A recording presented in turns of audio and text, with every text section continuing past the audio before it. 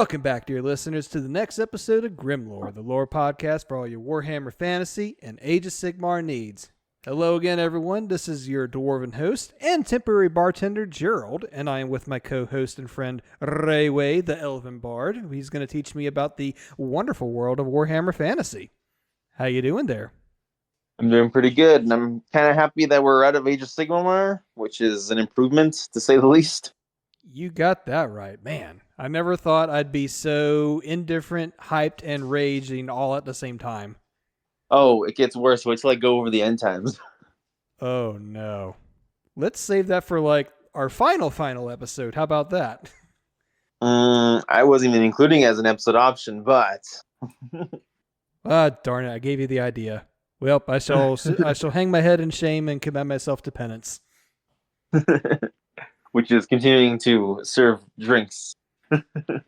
Yeah, fine by me. Well, I'm sinning. Oh, that would be a hell of a punishment, actually. Hey, if this is punishment, then count me in. I'm guilty as charged. Oh, yeah.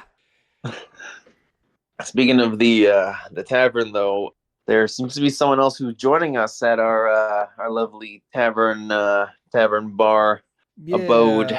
I noticed some pirate flags out the window. How did they get the ship here?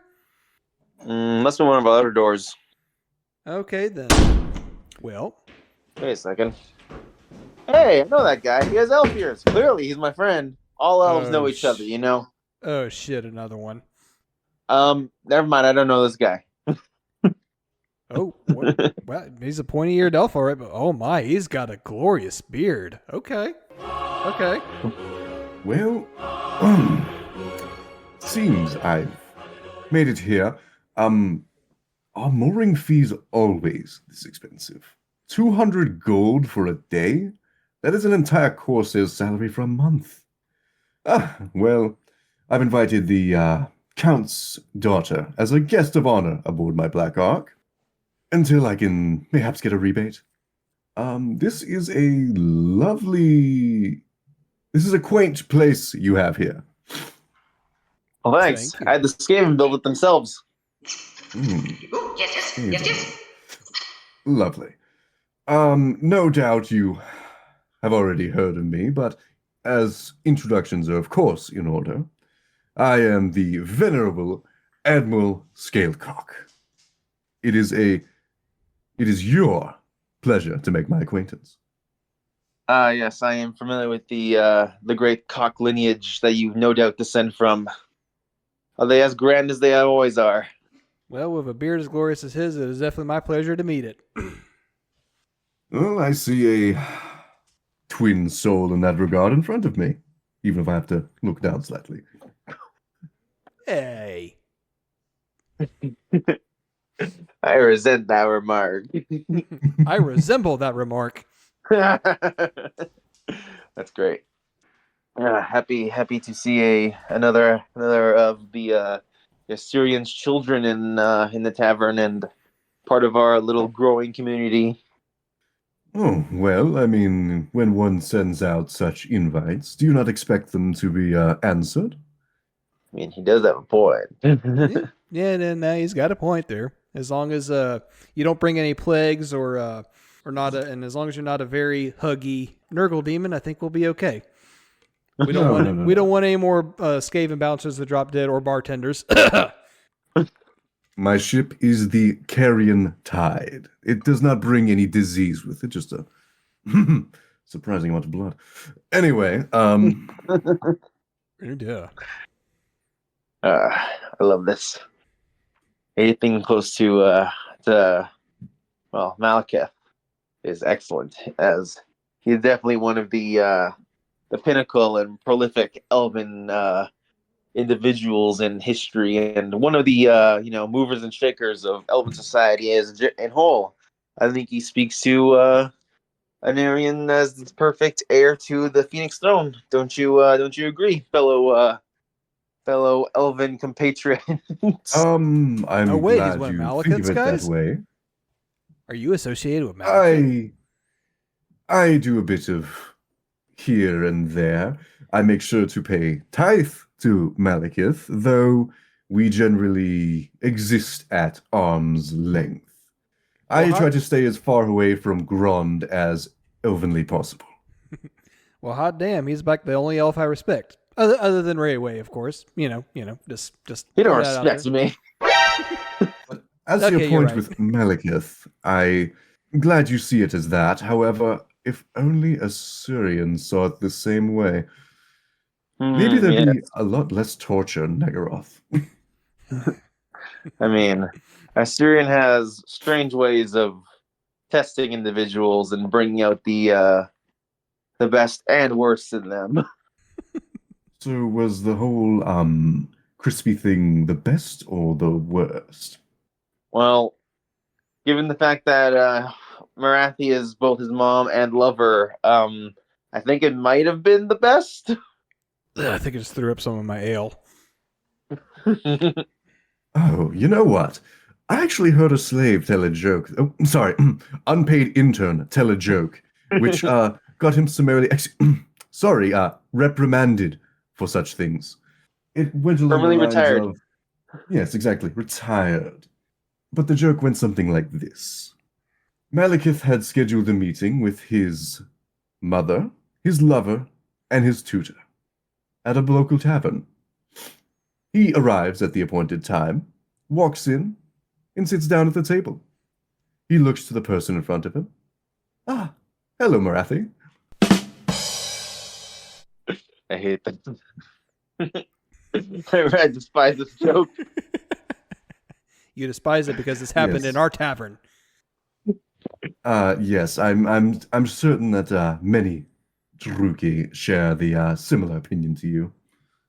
I mean, hey, hang on. If I bang Marathi, do I also get a big ass black dragon? Because I mean, I might be willing to make the sacrifice, guys. I'm just saying, I might be willing to make the sacrifice. Sure, if you don't mind the Daemonette ripping you to shreds before that, but if you can make it through that, I'm sure she'd be willing to give you a very nice black dragon. Oh wait.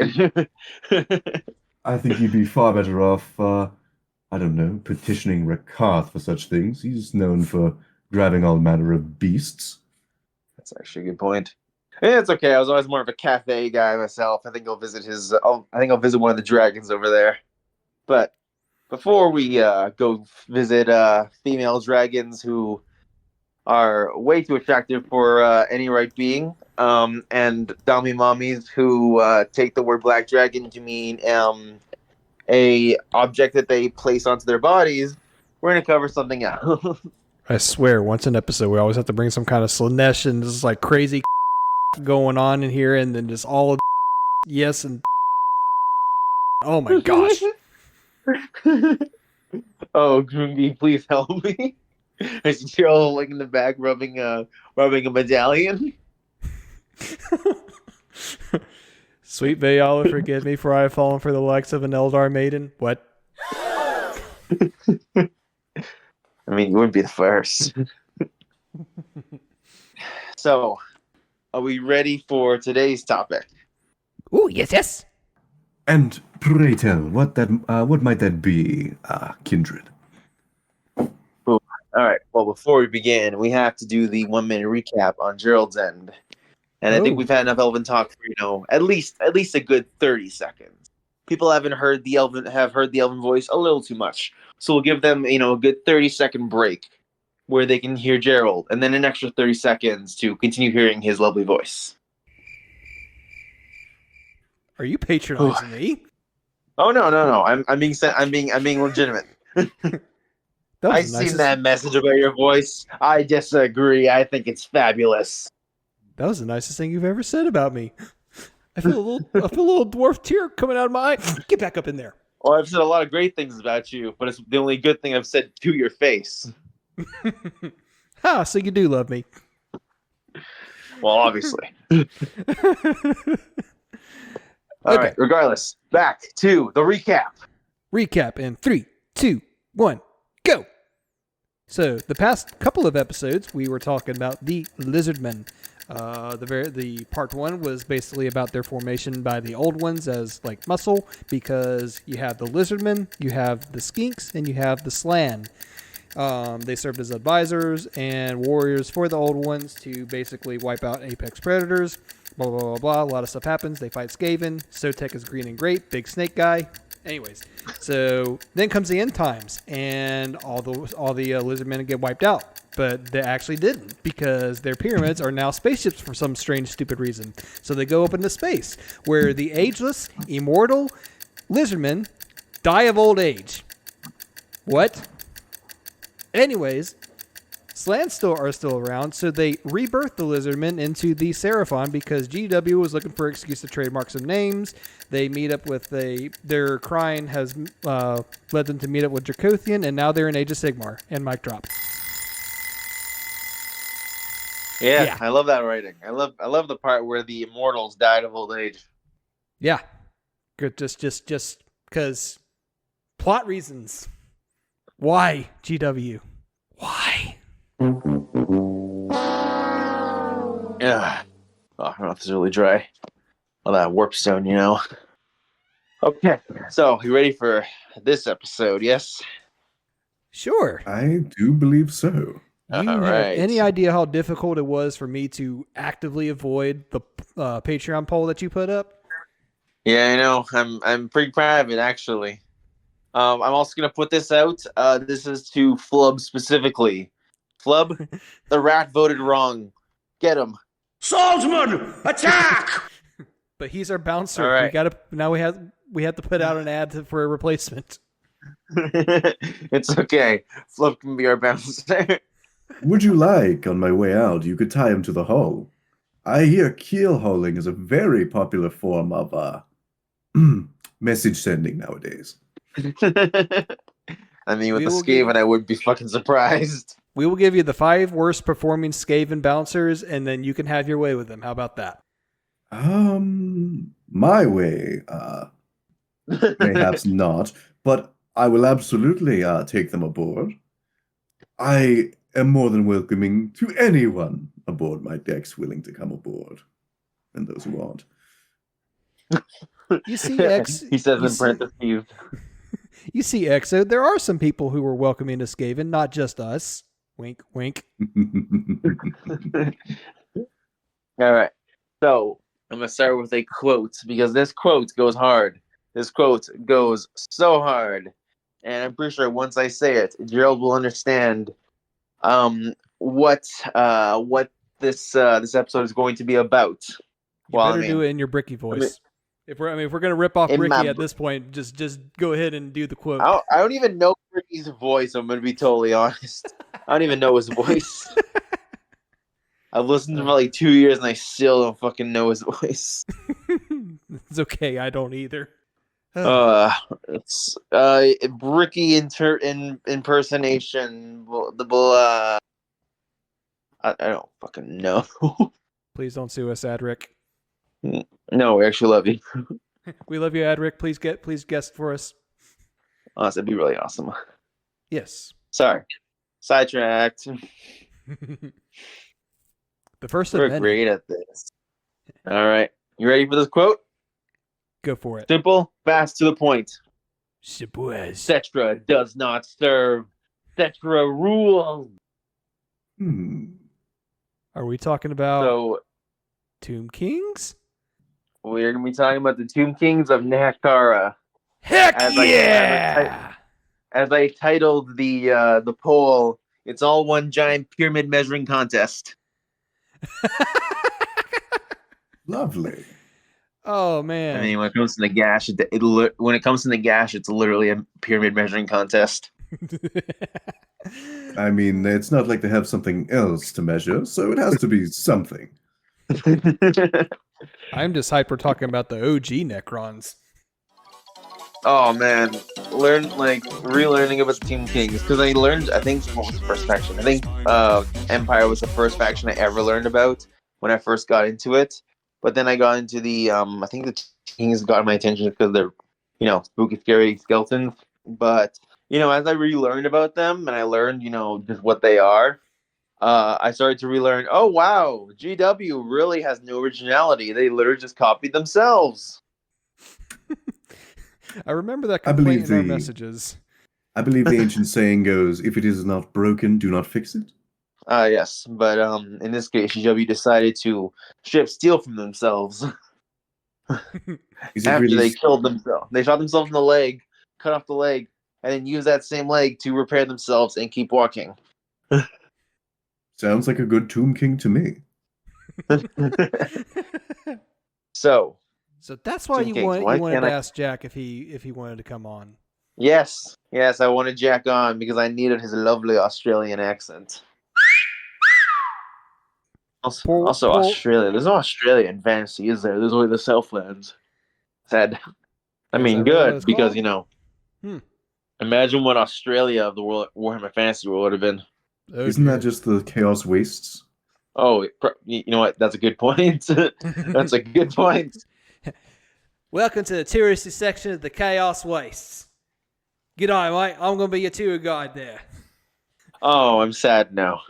I just good. realized that beach has demons that look like manta rays, and now I'm sad because we're talking about Australia. Oh, I'm sad now. no. How dare you? You did this. Move this man! I am Oh sorry. well. I could have made a really bad joke, but I chose not to. I did it for you, and now I am ashamed. So, is the moral of the story while fighting the forces of Zinch not to wear khaki then, or?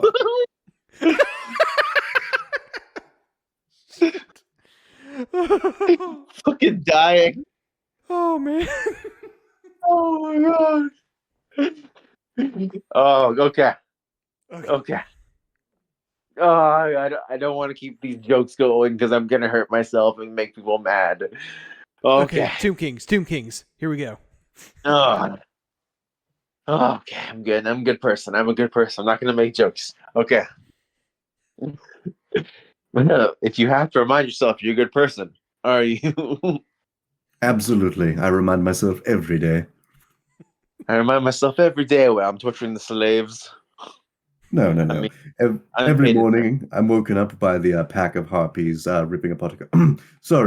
Eating breakfast, and then beyond that, it's the screaming of the unpaid interns as they shy away in their living quarters, away from the witch elves attempting to rip them through the bars. Why are you the way that you are? Yes, I am a good person. I am a wonderful person. I serve So generous, Mathan and kinda. Kane well. Oh no. All right there, I Admiral. love serving Kane. He's great. All right there, Admiral. All Here's right. you a free red ale on the house, courtesy of some unpaid interns. Don't ask me what's in it. I'm just going through our Paid interns. I'm just going through our bartender stash, and apparently this was labeled for Drookies. Oh, old family recipe. Eyeball pasta top. That was Part of the old family. Has hints of Nagarothi seawater and pain. Entirely on point. Oh, all right. Tomb Kings. Okay. So when I can't open the message app. I want to send pictures, but I cannot. My phone is being stupid. How dare you? Fuck off. Hang on. What the fuck you doing, stupid phone? Okay, regardless. You We're guys get no not pictures, barbarians. unfortunately. We have technology. You have Technology? yet to recite Cetra's 32 titles. That's where you failed. Sorry. Forgive me, old great Cetra, for not spending like 2 hours reciting your titles in all their infinite grandeur. No worries. Forgive me. I've deemed myself with 33 just to one-up him, so we're all right. I'm more. You know what? I'm not even mad. At this point, I'm just impressed. I'm not even mad. So, to begin with the Tomb Kings, the origin of the Tomb Kings, their history, as you know, we've gone over every race, every species. So, the Tomb Kings were actually the first. I'd say first in like kind of on shaky water because it's unconfirmed if it was the people of Cathay, the Cathayans, or the Nehekarans that were created first, because remember, you have the whole old ones either bringing humans to Earth, uplifting humans, bringing humans with them, or just making humans flat out on the planet. But basically, both of those factions, Cathay and Nehekarans, often compete with each other for who is the oldest civilization. Like, they're always like, "Oh no, our species was first. Ours was first. Our king is the oldest." You know, they have the whole competing. It's a dick measuring contest. This is for sure to epitomize this episode. This entire episode is going to be a dick measuring contest between everyone. And this is the era where they still had them to measure, I believe. Yes, of course. All right, glorious. It should speak words that the fact that the Nehekarans compete with, the dragons dick measuring contest. Regardless, I am personally gonna say the Nehekarans were the first civilization, the Cathayans were second, only because Nehekara exists in what is equivalent to fantasy Africa, and that's, depending on your view of history, where humans came from. So I'm just gonna say that's where humans were created. That's the origin point for humans. Now, like all the species, the elves, the dwarves, the ogres, all the species that were created by the old ones, or uplifted in some cases, they were given varying degrees of oversight and guidance. The elves got the most, dwarves got second most, the humans got the least, and the ogres barely got any.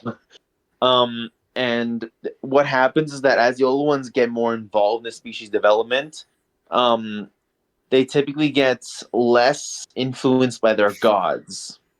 So, for example, the elves were mostly influenced by the old ones, and then secondarily by their gods. The dwarves were equal parts, more or less, because they were the second one made, and the humans basically were guided solely by their gods. Specifically, the Nehekarans, like I said, who were uplifted, how you want to view them, in what is effectively Warhammer Fantasy's version of Africa. And they grew up in what would be considered Araby, or the land of the dead, which is basically just a massive expanse of desert. And that's where the human race would develop, where they were settled by the old ones, and where they were actually guided by their gods. Because unlike most human civilizations, almost none of them claim that their gods created humans, or rather, almost no gods from human civilizations claim to have ownership of humanity as their creators. The only ones that do are some of the Cathayan, well, depending on if you want to be the Dragon Emperor, and his view over the Cathayans.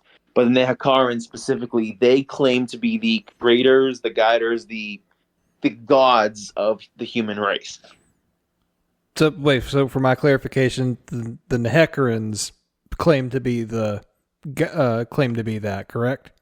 The Nehekaran gods claim to be the gods of humanity as a whole.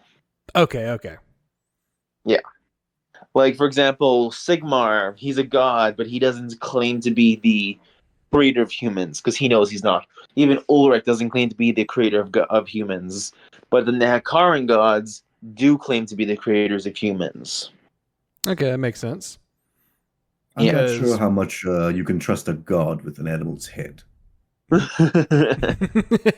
Well, they did take human forms sometimes. Take that, Egyptian mythology. I don't look up Egyptian mythology, especially if it's like 3 o'clock in the morning, because you're gonna be like, "What the fuck? Why are they in the Nile River?" That is a rabbit hole we refuse to go down. Yeah, although you kind of have to go down if you're gonna do research on Nehekara, because big inspirations. Well, true, but we copying. will. True, but we will do a Slanesh video, or Slanesh episode before we try to delve into Egyptian mythology. I mean, core points need to find a difference between these two pictures. They're the same picture. Okay, so among the gods, the primary god of the Nehekaran pantheon is Ptra, Ptra, and he is, if you couldn't guess, their Ra equivalent. And then you have, what's his name, Dahaj? Dahij. He's basically their version of Anubis. Hold on, That wait. I got to get this out of my system. By the power of Ra. yes, but yeah, you have Patra Dajif. He's basically Anubis, but he's kind of like he's kind of like Anubis combined with what's his name? Not Horus, the one who kills Horus. I believe that was the Emperor. Wrong franchise. Apologies. But regardless, yeah, they have Egyptian mythology. You kind of view it as, oh, if there's an Egyptian god, there should be an equivalent for Nehekara. Like Bastet is, Bast. It's Best. very clearly, it's very clearly inspiration. So these Nehekaran gods, what's actually really interesting is that they did have, like our lovely Scalecock had mentioned, they did have animal heads or animal features, but they did often take on human shape or human, like full on human appearances. And the Nehekaran gods, while the old ones were busy trying to develop the world and make sure they were prepared for the invasion of chaos, the Nehekaran gods actually had massive influence over the Nehekarans and actually taught them how to read, write, culture, and a bunch of other different aspects, including how to worship them, obviously. But besides the point, they taught them a bunch of different things that they would actually need to survive. And it was actually through them that many of the Nehekaran first settlements was built. So you have to imagine the first Nehekarans like cavemen almost. They were very primitive and very almost backwards. But the Nehekarans were able to briefly, kind of temporarily, kind of educate them just a little bit. Give them a couple 100 years of advancement really fast. Just a little boost. And they actually were involved. But this is where some of the theories start to come in, because if you remember, I've mentioned the theory of them migrating. The Nehekaran guards aren't described as being any greater than, like, they don't look different from humans, is basically what it's described. Like, they aren't like 10 feet tall like the Emperor. They aren't like, aside from the animal features that they sometimes wear, they are no different from humans. So you could almost view, so this is where some of the theories of them being like settlers from like a more advanced civilization come in. Like, oh, maybe the helmet, maybe the animal faces that they wear are like helmets or ceremonial headdresses or something that over the years were like adopted to become like, oh, it's their actual heads. There's space for interpretation on what the Nehekaran gods were. Okay. Like I said, from the fact they could have been actual just regular humans, or they could have been straight up old ones. Because, like I said, Patra is the sun god, the equivalent to Ra. And it was said that Patra had a chariot similar to Ra that pulled the sun. And some theories, and some people, myself included, kind of view the idea of moving the sun as very similar to what the old ones did when they moved the planet closer to the sun. So you can almost view, moving a planet closer to the sun from the perspective of someone on the planet as the sun getting closer. You could easily mix that up, especially if it's a primitive civilization. Now you make a compelling argument there, but I do have to ask this question. Yes. How do you go from Canadian Kermit the Frogs to basically looking like normal humans? Given what we know about how the old ones look, how do you translate that to them essentially looking like humans with maybe animalistic features? Well, that's where some of the theories come in. Some of them are just simple, like polymorph. Like they take the appearance of humans to better blend in and educate. Like, you're not going to go to the humans as a giant toad monster thing and be like, yes, this is how you read and write, because it could be totally different how the human would view it. Do as I say, other or ways, I swear I'm going to smash your skull with my hockey stick scepter.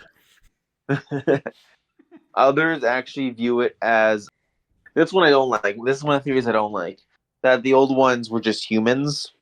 It's kind of pulling the original Forerunners Halo thing, that Forerunners originally were humans kind of thing for Halo, where it's like, oh, the old ones were just really advanced humans.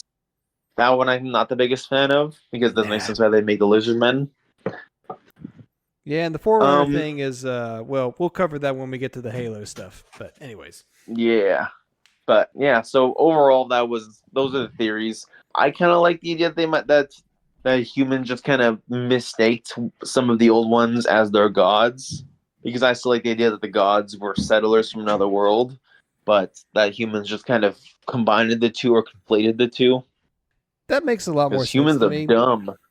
Yeah, that kind of makes a lot more sense to me. It's like, well, to take it back to Egyptian mythology, it's just like you had your gods, like, well, okay, Anubis, for example, he's the jackal-headed god. He had his human form, which has the jackal head, but then he has his animal form, which is just a straight up black jackal. So that makes more sense to me that the humans could have just conflated old ones with like their gods. So that's why you go from green toadmen to basically human, quote unquote. Yes. I mean, I'll be entirely honest. If somebody started walking around and started shooting lasers from their fingertips, I'd be convinced to worship them too. He makes a valid point. I mean, it's like that Rick and Morty episode where giant heads come to Earth and they start affecting the weather, and everyone's praying in church.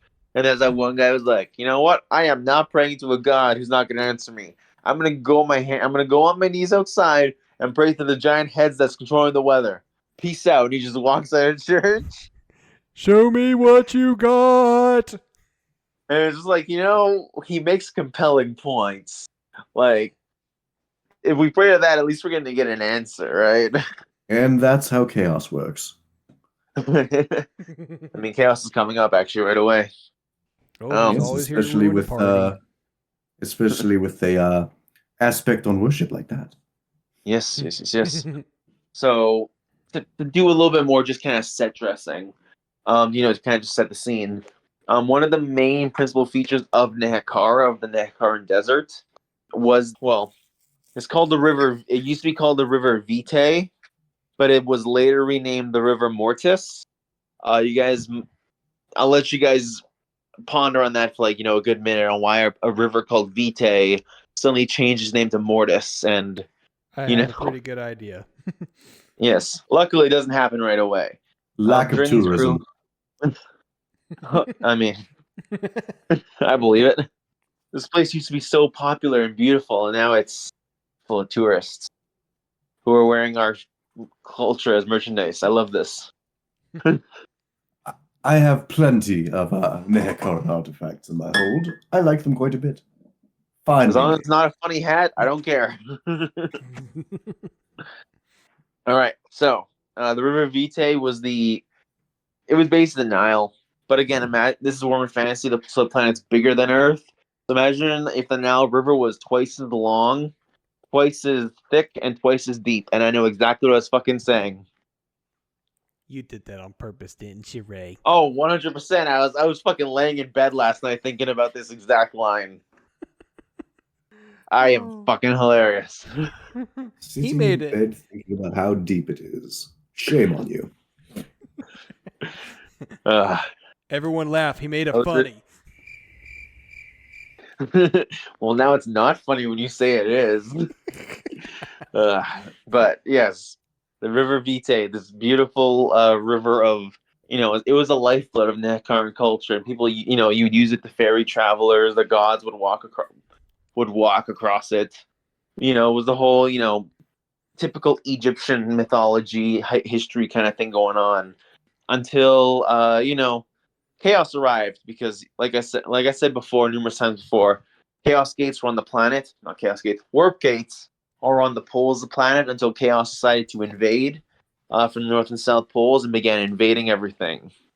Now, Gerald, what happened to when chaos invaded? What happened to all the species on the planet? The old ones decided to go out and get milk and never come back. I'm still waiting on that 2%, by the way. Humans, a lot of them decided to worship chaos because it was the option of do that or die. And dwarves kind of just dug a hole and stayed there. And elves, I can't believe I'm going to say this, they saved the world with the winds of magic. You're welcome. We outdid the dwarfs in digging a big hole. However, this one was into space-time. And it was in the air. Exactly. So now you mentioned humans falling to the worship of chaos, yes? Because it was either that or die. Mm-hmm. Well, some humans chose not to worship chaos because they were already worshiping God, the Nehekaran God specifically. So the people that live, well, humans did spread out from Nehekara eventually. The majority of the human population was in the region that is the land of the dead, the Nehekaran region, and because of that, they worshipped they worshipped their gods and their current gods, who themselves actually viewed humanity both as like, well, one, that's their worshippers, but they also began to view them as children to an extent, as in like, oh, we must protect them. Some didn't protect humanity, some just wanted fucking violence, but I'm not one to judge. They fought chaos, so Fantasy um pantheons. It's a mixed bag. yeah. Yeah. So the Nehekaran gods actually started to fight chaos. And it was actually because of the Nehekaran gods that the region that was Nehekara was able to form, because they actually kept chaos out of that region. So while chaos was invading the entire planet, and lizardmen were fighting, the elves were fighting, the dwarves were hiding, the ogres were wandering, and all these other civilizations were fighting, and struggling to survive or fall into chaos. The Nehekarans were like, "Oh, look, demons! All right, back to gardening, back to farming." And then I'm exaggerating a little bit, but when everyone else is like Pyrrhic victory after Pyrrhic victory, and then these guys over here are just like, oh yeah, it was a close victory to a total success. It's not really fair. Total Imperial victory. Oh wait, wrong franchise. What's that? What's that? 30 million Skaven dead? Average Skaven W. Remember, violence is never the answer. It's a question, and the answer is yes. Is 3 a lot? That depends on the context. Dead bodies? Yes. War crimes? Definitely. The Hakarans. I made that joke with the lizard man. I'm making it fucking again. So while everyone else is being invaded by chaos, Nehekara and their gods began counter invading chaos, which is such a funny image to imagine. It's like, oh, Nehekara is under attack. No, it's not. You guys are under attack. I was gonna say I like this brand of human because the Norskins, fucking basic bitches that just said, "Okay, we'll worship you. We'll skin our fifth goat and then hunt down our second wife." I mean, they got power armor and flaming swords. I mean, but the Nehekarans just said, "Fuck you," and kept on yeah, counter invading. well, I mean, there are some legends from this time, and one of them claims that Petra rode his chariot across a battlefield and incinerated every single demon that it rode under. And then behind him were an army of humans on horseback or not on horseback in their chariots. So if you have a guy who's leading the charge and it's incinerating everything underneath and around him, and you have an army of your cavalry charging at you. Wait a second. I'm connecting some dots here. I'm probably doing it very wrong, but isn't this around the same time frame as Lord Croak when he created a sun to incinerate demons? Yeah. Oh yeah, it's all coming together. You can see the whole. Wait a second. Wait a second. That sounds like an old one. Or no, it sounds like a lizard man / old one. Hey, wait a second. Life finds a way. So, like I said, what I just described, Petra leading in charge with humans behind him, is actually correct. Because while Chaos was invading and the gods were defending humans, they both defended humans directly and indirectly. So what I mean was the gods would actually fight and defend human settlements from demonic attack, but they would also protect them indirectly. Teach them how to build walls, how to build towers, how to build fortresses, castles, some form of defense. They taught them very primitive, very limited magic that was basically divine in nature, which means that while everyone else was drawing power from the winds of magic or from chaos directly, Nehekaran sorcerers could actually draw power from the gods themselves as a form of divine intervention in a way. Okay. Yes, it was limited though. It was very limited, kind of ritualistic, and it was very like runes, kind of things like that. But regardless, they taught them indirectly that way, taught them magic, but they also taught them how to make war. So, like I said, with Petra leading the charge on his sun chariot, you had an army of other charioteers behind him, and that's because they learned how to use chariots and other forms of traditional warfare from their gods. So while one god, like I think it's Dajaf, while he's like leading the charge with his like swords, humans would follow behind him with their swords. They would mimic and copy their gods, and that's how they learned to make war. And that's what made them so brutally efficient at fighting off chaos. So it's like But a strength faith build from Dark Souls that actually works versus the sorcery build and the pyromancy build from the Winds of Magic and Chaos respectively. yes. Okay. This Alright. gets terribly confusing when one of them trips on a rock. All copying each other, one of them trips, all of a sudden it's a domino effect. I've actually always wanted to see that. I've always wanted to see like cavalry charge and see one of the horse fall in the gopher hole and see the resulting like chaos that follows. Like I've always wanted to see that in like real life. I've always wanted to like go back in time to like where the wings of stars are and just like dig like 100 like 1 inch by 1 inch holes that are like or that are like a 1 inch thick and then like I don't know, a meter deep, and just watching the horses just run and just, oh no, one fell over, oh, domino effect, oh, that's sad. It's like the world's biggest clothesline.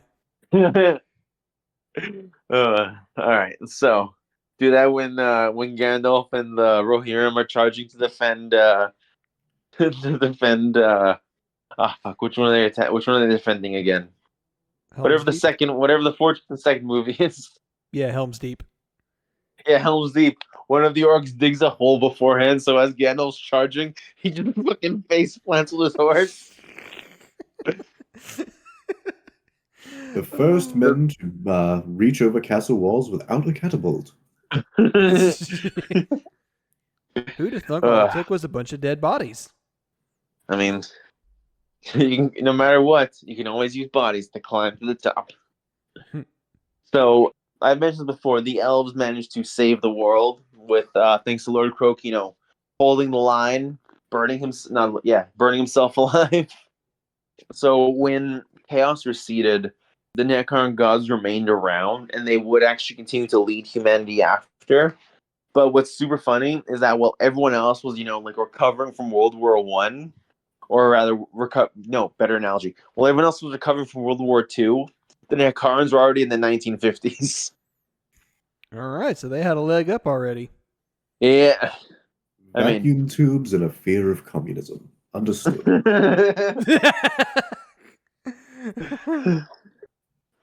those darn Uthwan nationalists. Uthwan nationalists, swipe left. Not gonna lie, in that meme, if her teeth looked better and her hair wasn't as messy and there was no kid involved that looked like fucking Bakasura from fucking Mortal Kombat, then totally, because yes, minus the teeth and the hair and the Bakasura, whatever is that what it is?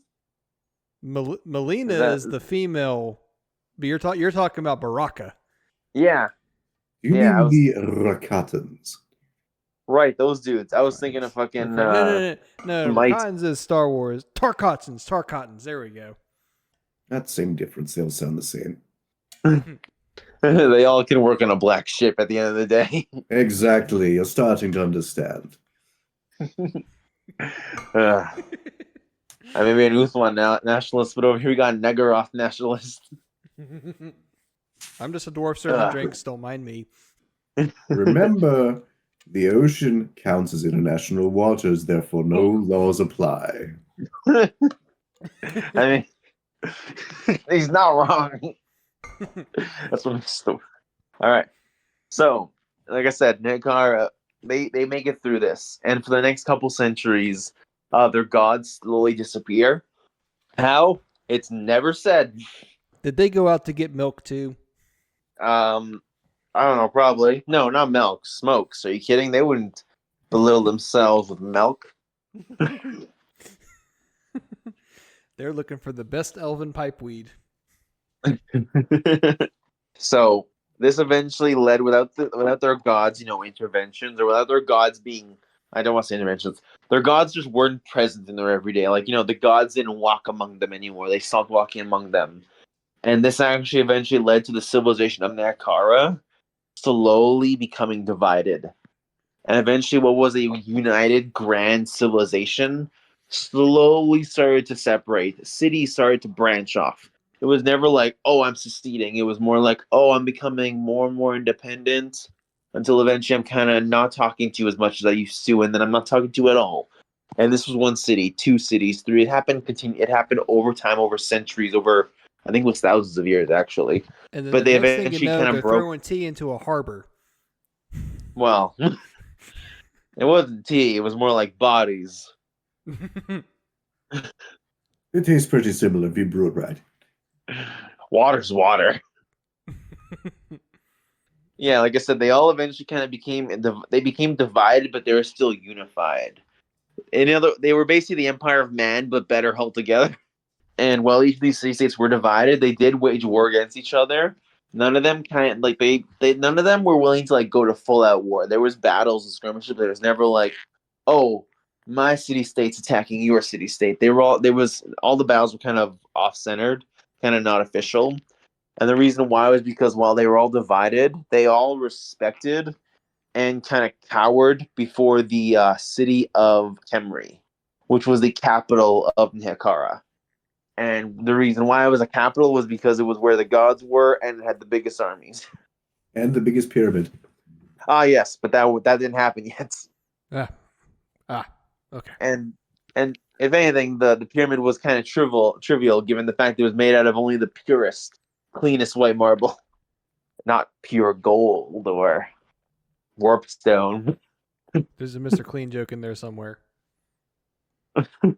So basically was if any of these individual city states like rose up or became too big for their britches or actually tried to go to war with another one, Kemri would kind of flex its muscles and it would kind of be like, hey, everyone, we're all ganging up on this guy because he needs to be put in his place if they need to totally destroy him. Or it was just, hey, I'm just gonna wipe you out. Like I'm not gonna wipe you out. I'm gonna press you into submission, but I'll let you recover and then you can know your place.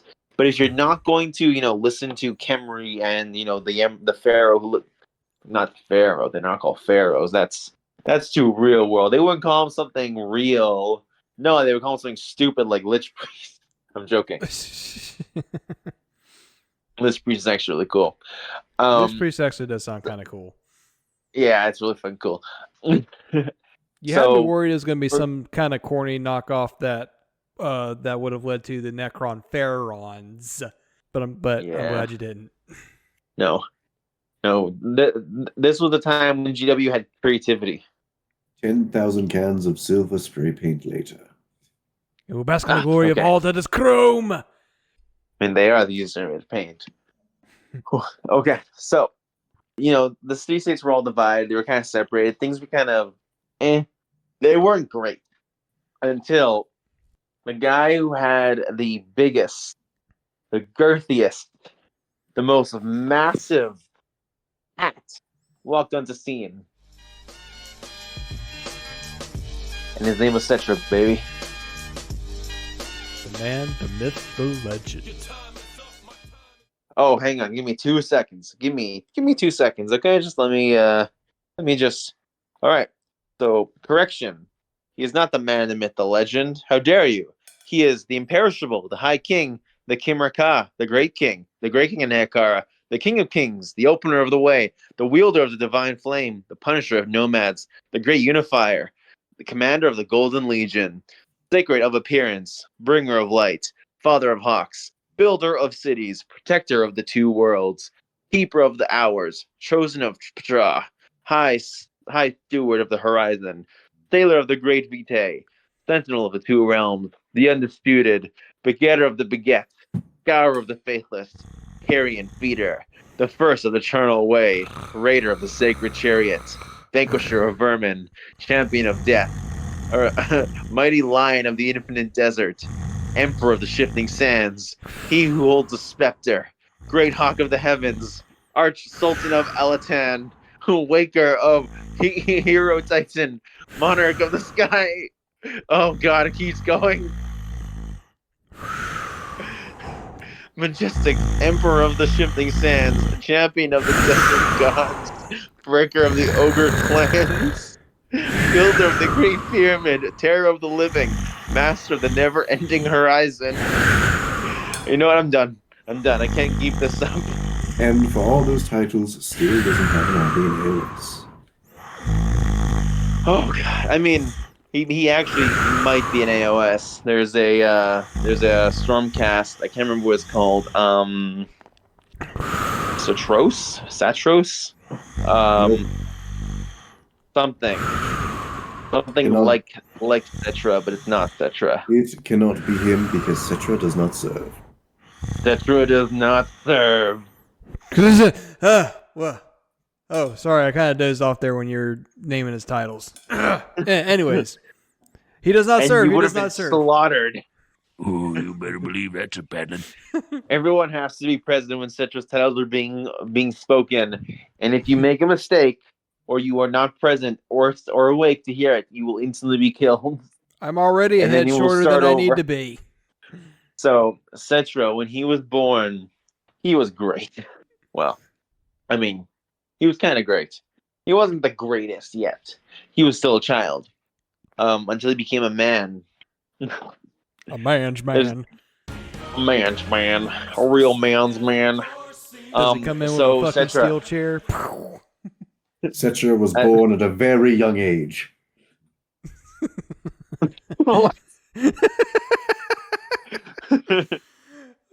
So Cetra would grow up to become a fine warrior, one of the greatest generals the greatest general actually of his time, and was basically like undisputed in terms of his ability. And he would actually go on to take a wife and actually sire several children. But the thing is, though, is that during this time of his rule, during his during his reign as the current Tomb King of Kemri, and the father and husband to a beautiful wife and family, he actually noticed that the region was actually plagued. Well, it wasn't just the region; it was a good portion of the it wasn't just Nehekara. It was like everything around it, even extended far beyond that.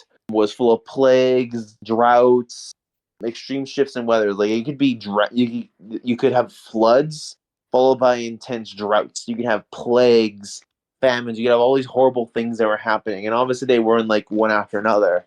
They were spaced out, but they were close enough together that each one kind of bled into the other and just kind of made the already unstable political situation of Nehekara even more unstable, and drove people more and more to fighting and more infighting civil war. And Cetra actually considered that the reason why all these horrible things might be happening is because the gods weren't being worshipped.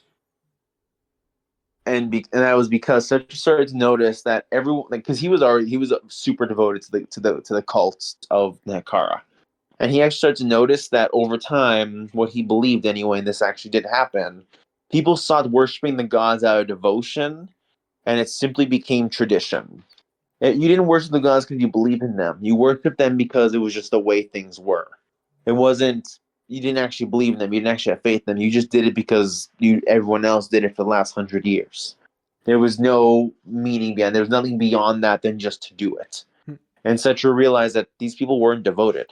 They weren't actual believers. And none of the previous Tomb Kings before him were devoted. They weren't truly devoted to the gods. So Cetra decided to prove his worth, to prove his mettle, to prove his devotion to the gods, to perform a ritual for the gods that would prove his devotion unlike any other, that would cement him to them. And that involved killing his wife and children.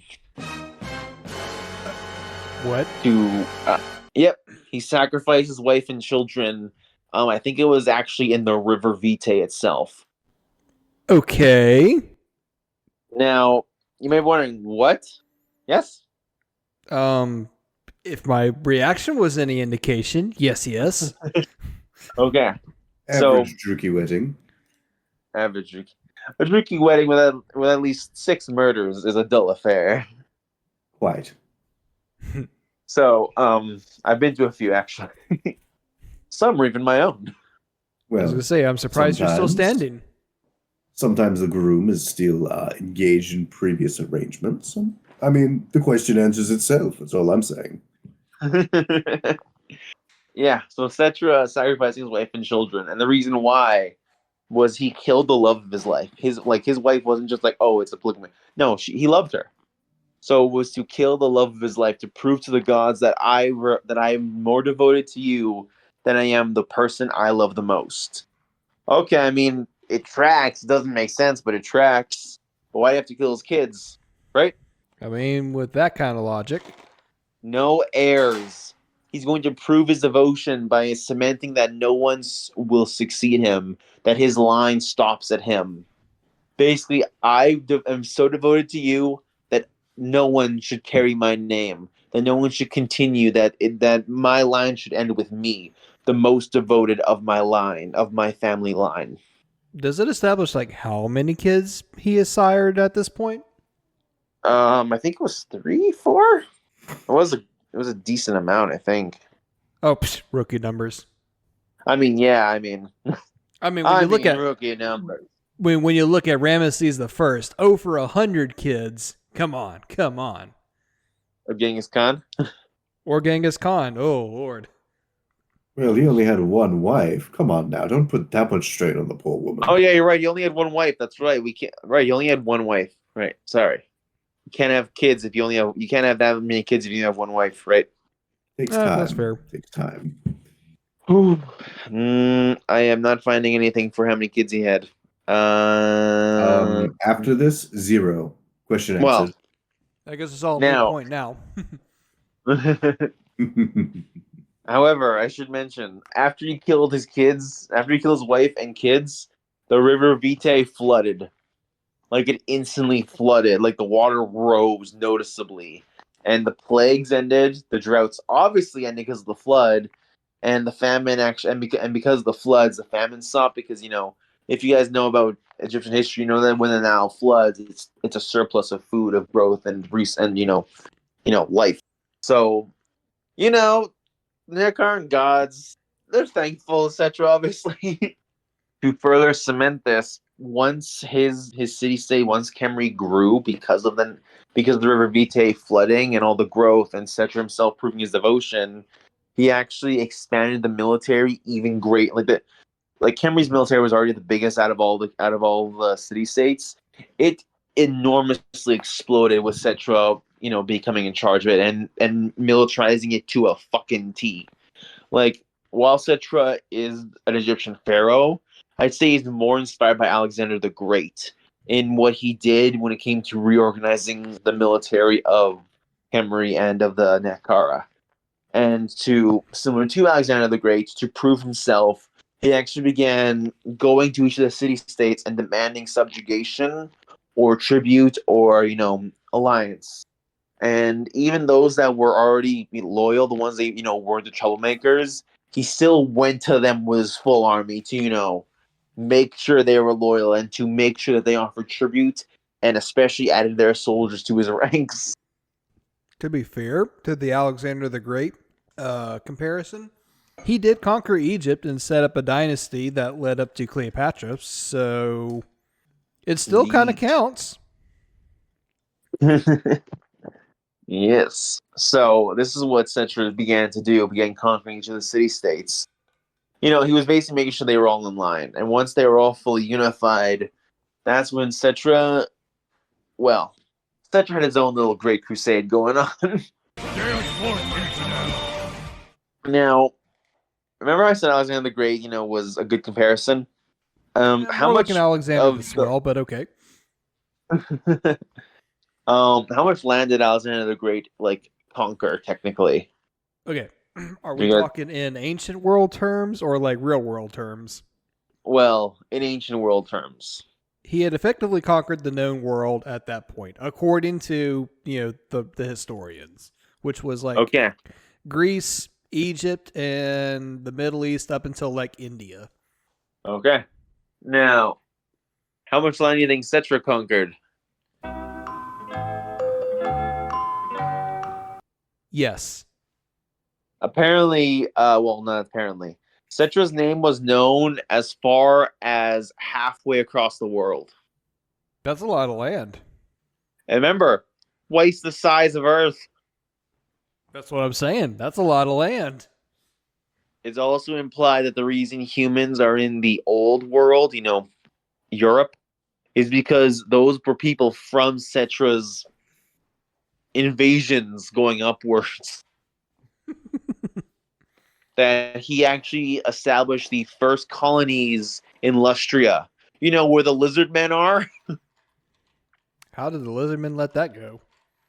Well, they didn't, but A lot of pointy sticks. he gave the old college try. So just cement how fucking much land. Well, I shouldn't say he was known halfway across the world, but he didn't actually conquer half of the world. He actually stopped at the World Edge Mountains, which is, well, I mean, it goes all the way. It would go all the way from like what would be fantasy, I don't know, Russia, all the way down to like across the Middle East on the other side of the Middle East. But I mean, it's a giant fucking mountain pass. So what are you gonna do? So that's where Cetra draws the line, and it's actually when he reaches those mountains, when he conquers basically everything from fantasy Greenland all the way to fantasy South Africa, and invades some of Lustria, Naggaroth, and actually, I mean, he invaded Uthwan. That must have been a huge blow to your pride there. Well, I mean, not okay.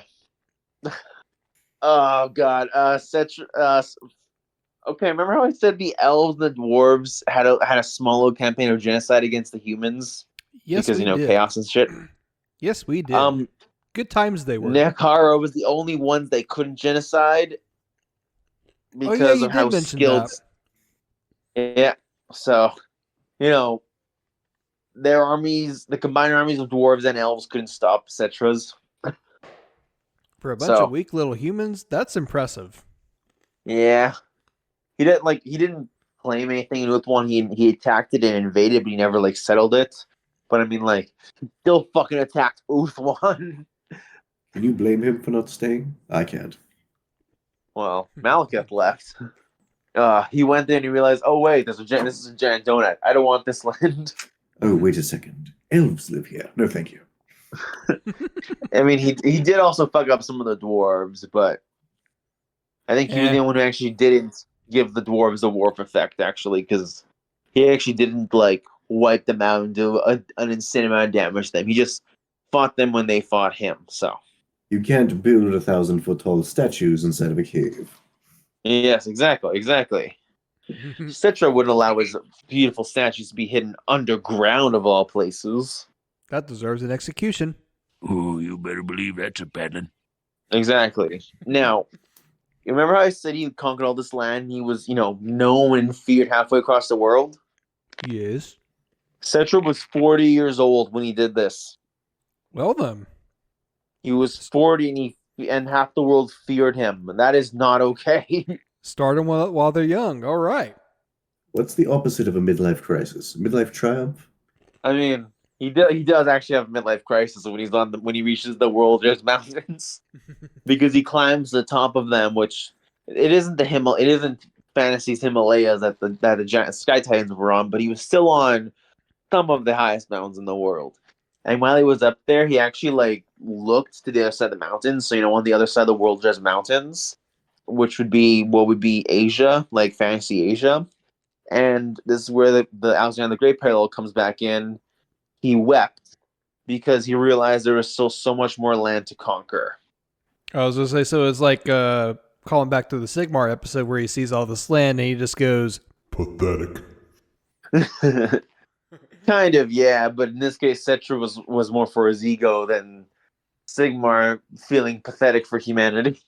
Cetra realized that even if he lived to the age of 100, which again, I think this is 2,500 before Sigmar, so human I was gonna lifespan wasn't ask that like long. what the time frame was of Cetra and the still living Tomb Kings compared to like Sigmar.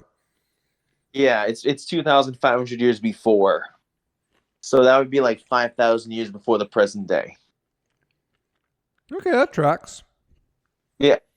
So while this is going on, Cetra realized that even if he lived to 100, he still wouldn't conquer the entire world. Given how much he did conquer, though, I still think it's fucking impressive. Mm-hmm. But Cetra realized that no, even if he did conquer the entire world, there was one enemy he couldn't conquer, which was death.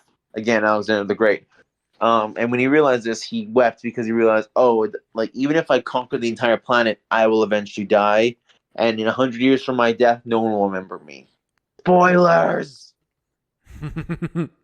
So Citra was really sad, to say the least. And so he actually retreated back to Nehekara, where he would set up his throne room, where he would set up his palace. And while he was there, he would actually order he basically there was this kind of fringe group of radical cultists who worship the god, not the Chaos gods, who worship the Hekaran gods, just like he did. And while they were a fringe group, he kind of related to them, and he basically gave a cult a shit ton of power. Uh-oh. Nothing goes Um, wrong ever. no, I mean look at Marathi. So, well, when I say they were an extremist cult, I'm kind of being like hyperbolic. They were a fringe group of like sorcerers, and again, during this time, cult doesn't mean like an actual secretive cult. It means like a religious belief. But they were a more fringe kind of radical group compared to everyone else. But he related to them, and he actually ordered these people called the Mortuary Cult to dedicate their life, dedicate all their knowledge, their teachings, their sorceries, everything they could to finding out how to attain eternal youth. Live forever, because Cetra does not want to die. How could Cetra die? And you basically just ask them to fucking move a mountain. It's like, we'll fucking try. We'll give it the old college try, that's for sure. They're just little guys, after all. Oh god. The mortuary cult of little guys. Now, I should mention though that while they were given the impossible task of gaining eternal life and eternal youth, they did actually manage to extend human life a little bit. Like in just this short amount of time that they were given and the resources they were given, they actually did manage to increase Cetra's life from, like, no one knows how old Cetra would have died of old age if he didn't have these, the mortuary cult giving him like additional youth serums, additional like medicines, all these different herbs and all these different mixes and magical chemicals and shit. But Cetra would actually live to the age of 100, so he would actually get those extra 60 years of his life that he wept for. So he would actually live to, I think it's 100, before he died of old age. Yeah, Oh, go ahead. considering like human lifespan's like what, 35 at that point? Yeah. Like he did good. Yeah, and this was something that was given to like, well, I was gonna say all of Nehekara, but no. I'm smelling some foreshadowing for a future self-plagiarism here. The nobles and the lich priests, obviously got this stuff, and the pharaohs and the nobles and all those other people. But the regular humans, no, they did not. Only the most like top tier elite soldier might have gotten just a littlest bit of this boost. Like, it was a very much kind of coveted resource, and it only got worse when Cetra died. Because when Cetra died, suddenly the golden age in Nehekara was suddenly experiencing ended, because he didn't leave any heirs, and he left the cult in charge of his throne, and then he died of old age. 13 episodes in, dear listeners, you should know by now, this is Warhammer. We can't have nice things. Yeah, and this is what caused a bunch of the fringe colonies to fall apart. The ones in Lustria, the ones that are far off, like in the old world. they would eventually kind of separate and become disconnected, not for lack of trying, but just because of external forces kind of left them alone, and they would eventually either die out or give rise to a barbarian kingdom Sigmar 2,000 years in the future. Side tangent. So Nehekara kind of collapses. I don't want to say collapses. It falls into infighting. And a lot of the Tomb Kings feel sad for Cetra because of his death. It was only his funeral, I say his death, that was kind of like the thing that brought them together. Because when Cetra died, he ordered that a massive pyramid, the biggest fucking pyramid in all of Nehekaran history, be built to be his tomb. And it would be made of the finest, most precious, most insanely rare, pure white marble. Because, of course. Metal. And you want to know the reason why, though? Another reason why it had to be specifically white marble? I know there's some kind of dick measuring contest joke in here, but go ahead. Well, yes. Because when the sun hits the white marble after reflecting off the sand, it creates a blinding light that makes so no one can stare at the pyramid directly. I got a mangina. I'm all gray.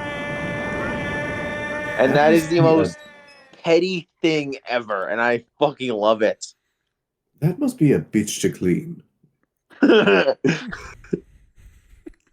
Just, oh, fucking. Did I miss a spot? I don't fucking know.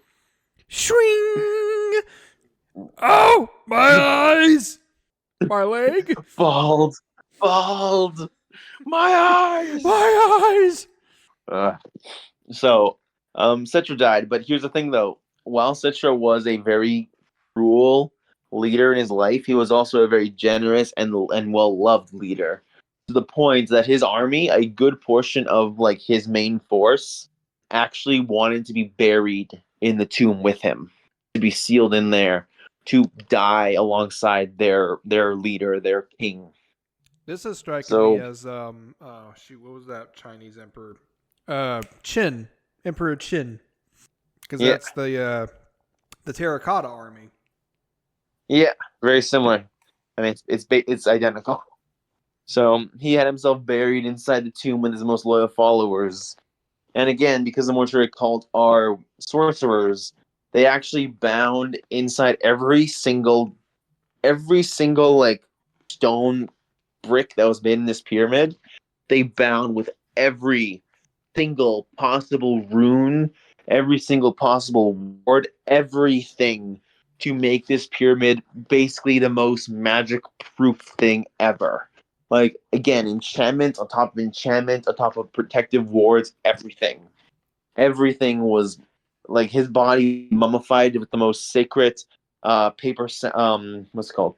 Sanskrit papers. Everything was, like, 1,000,000%, like, you know, this was like the Lamborghini of fucking death ceremonies. I mean, for a guy as important as Cetra, I mean that warrants the Lamborghini of magical warding. But I got to ask, how does that compare to Vayala or the Winds of Magic for the elves? I kind of want to say it's not as strong. Well, I mean, in Vayala's case, Vayala's is just way stronger. But I mean, it's up there. It's not as strong, but it's definitely up there. And it actually extended to not just Cetra, but also his soldiers. They weren't given as luxurious wards as he was, but definitely more than even the greatest pharaohs at the time were being given. Just because of the fact that how devoted they were. Like, you guys are so devoted, you want to die alongside your pharaoh? Okay, well, you guys are going to get the same kind of, at least top tier, mortuary cult treatment. Rad. So, yeah. They also said to Cetra on his deathbed that they would not rest until they found the way to resurrect him from the dead. To basically bring him back. It basically became this mortuary cult's life, like existence-long mission to find the way to not only crack eternal life, crack eternal youth, but also find a way to bring the dead back to life. These were going to be their 3 goals. Now, they would accomplish most of these goals. So, again, like I said, as soon as Cetra died, they immediately fractured. They immediately started realizing, okay, well, what can we do now that Cetra's dead? the mortuary cult kind of took a good authoritative position and began basically being a cult, as as all cults are. They want to make that money. Cetra set the example of when I die, resurrect me, and suddenly every single pharaoh king also wanted to the same thing. Oh, when we die, resurrect us. Put my name in the fucking toll booth of lives that need to be resurrected. And the mortuary cults, they're not going to do this to everybody. Not everybody can get the luxury of getting our best warding, our best equipment, our best rites, rituals, everything. No. If you want, they have to pay premium. Obviously, we can't afford this. And after a couple hundred years to 1,000 years, the mortuary cult goes from a fringe group of radicalists to basically the most powerful political body in Nehekara. To the point that rituals, funeral rites, and the very construction of the pyramids themselves started to become even more favorable in the gods' worship and even life itself. That Nehekaran kings started to value how they would be remembered and how their tombs would look more than their actual life and more than their actual time ruling as king, which meant that a lot of them actually began to fall into debaucherous and decadent lifestyles because it was more like, oh, I don't need to worry about ruling because I'll die eventually. And when I die, I'll be resurrected. So I don't fucking care how I live my life now. So it's nothing but debauchery. Debauchery. Debauchery.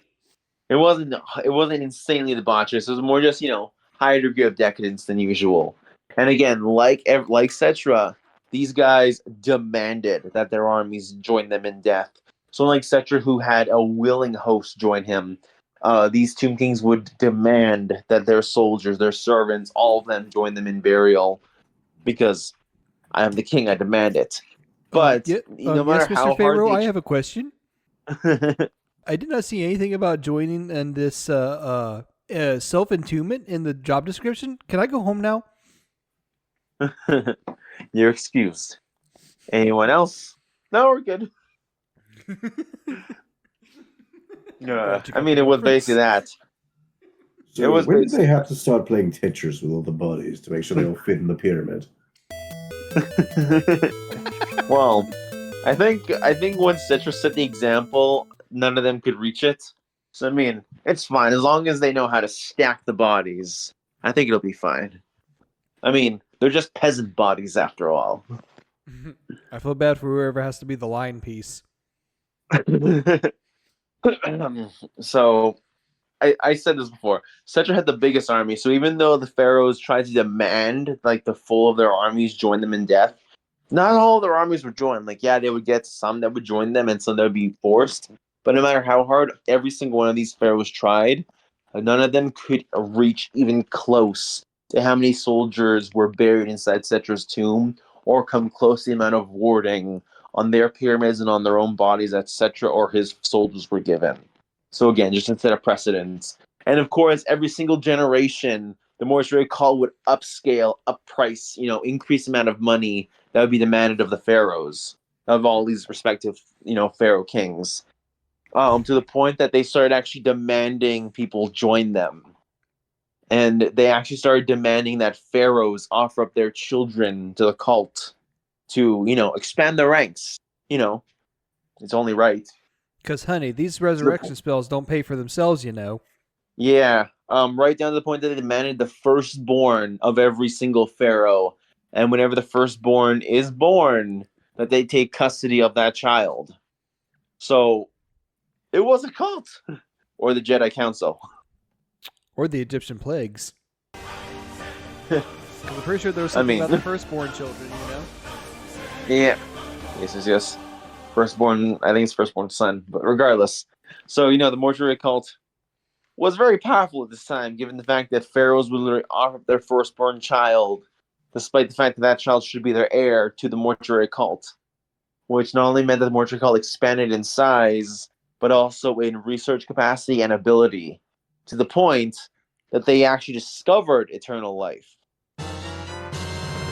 Oh? Now, how they did this involved a lot of sacrifice, a lot of rituals, and probably a lot of blasphemous acts. None of them were chaos related, though, actually, surprisingly, just blasphemous in the twist on life itself. And they actually created a elixir of life. Now, who got this elixir of life? The Lich Priest. Did anyone else? No. Of course not.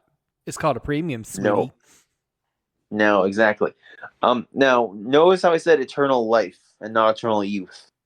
Because while the Tomb Kings and the Pharaohs and the Lich Priests did extend their lives, by centuries at this point, like you were living several hundreds of years at this point, your body still ages. Ages slower, but it still ages. Eventually, your body does die. Your body does decay. You become a zombie, but you're still alive. You literally have to repossess your own dead corpse. Oof. Yep. And you become immortal. You don't die technically of old age, but you're inhabiting a corpse. That's where the concept of some of the Tomb Kings come in. You're literally a corpse being possessed by that corpse's own soul. And again, the Lich Priests kept it to themselves. They didn't give it to the pharaohs, obviously. And then Nagash came along. Now, as much as I want to cover all of Nagash's story, I'm going to make it really brief. He joins the mortuary cult, becomes top tier A+ in the class, best of the best, A+ teacher, best of the best. Again, he was the firstborn son of a king, so he technically should have been in line for the throne. He didn't get it because he had to join the cult. I love sacrificing my firstborn to a cult. And because of that... So you're saying Anakin's not your firstborn? He's not my firstborn. He didn't have to join the Jedi. So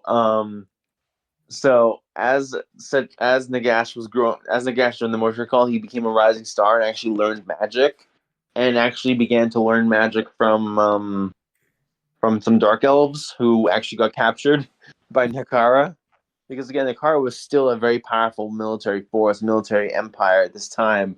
So while dark elves did go into Nehekara, they would be attacked and taken captive.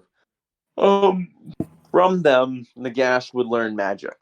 Now, this is a big thing, because while the Karns didn't know divine magic, they didn't know, what would be considered actual magic. So him learning magic is fucking insane, like a pretty incredible fact of the matter. And if I remember correctly, he actually develops dark magic, because there's dark and there's shadow, and those two things aren't the same. Although I can understand the confusion. Yeah.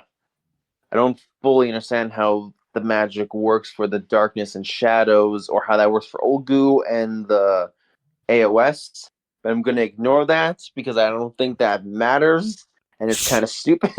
Shh, we're not talking about Sigmar. How dare you? Regardless, Nagash gains access to magic and control over death, over the Wind of Da.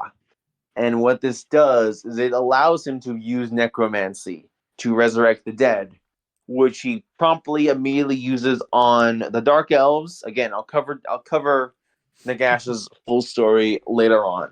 All you need to know is that he learns how to use magic for necromancy and raise the dead.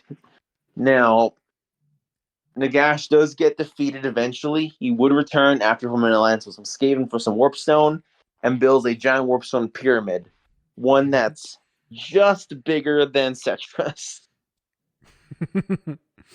Because he just had the flex.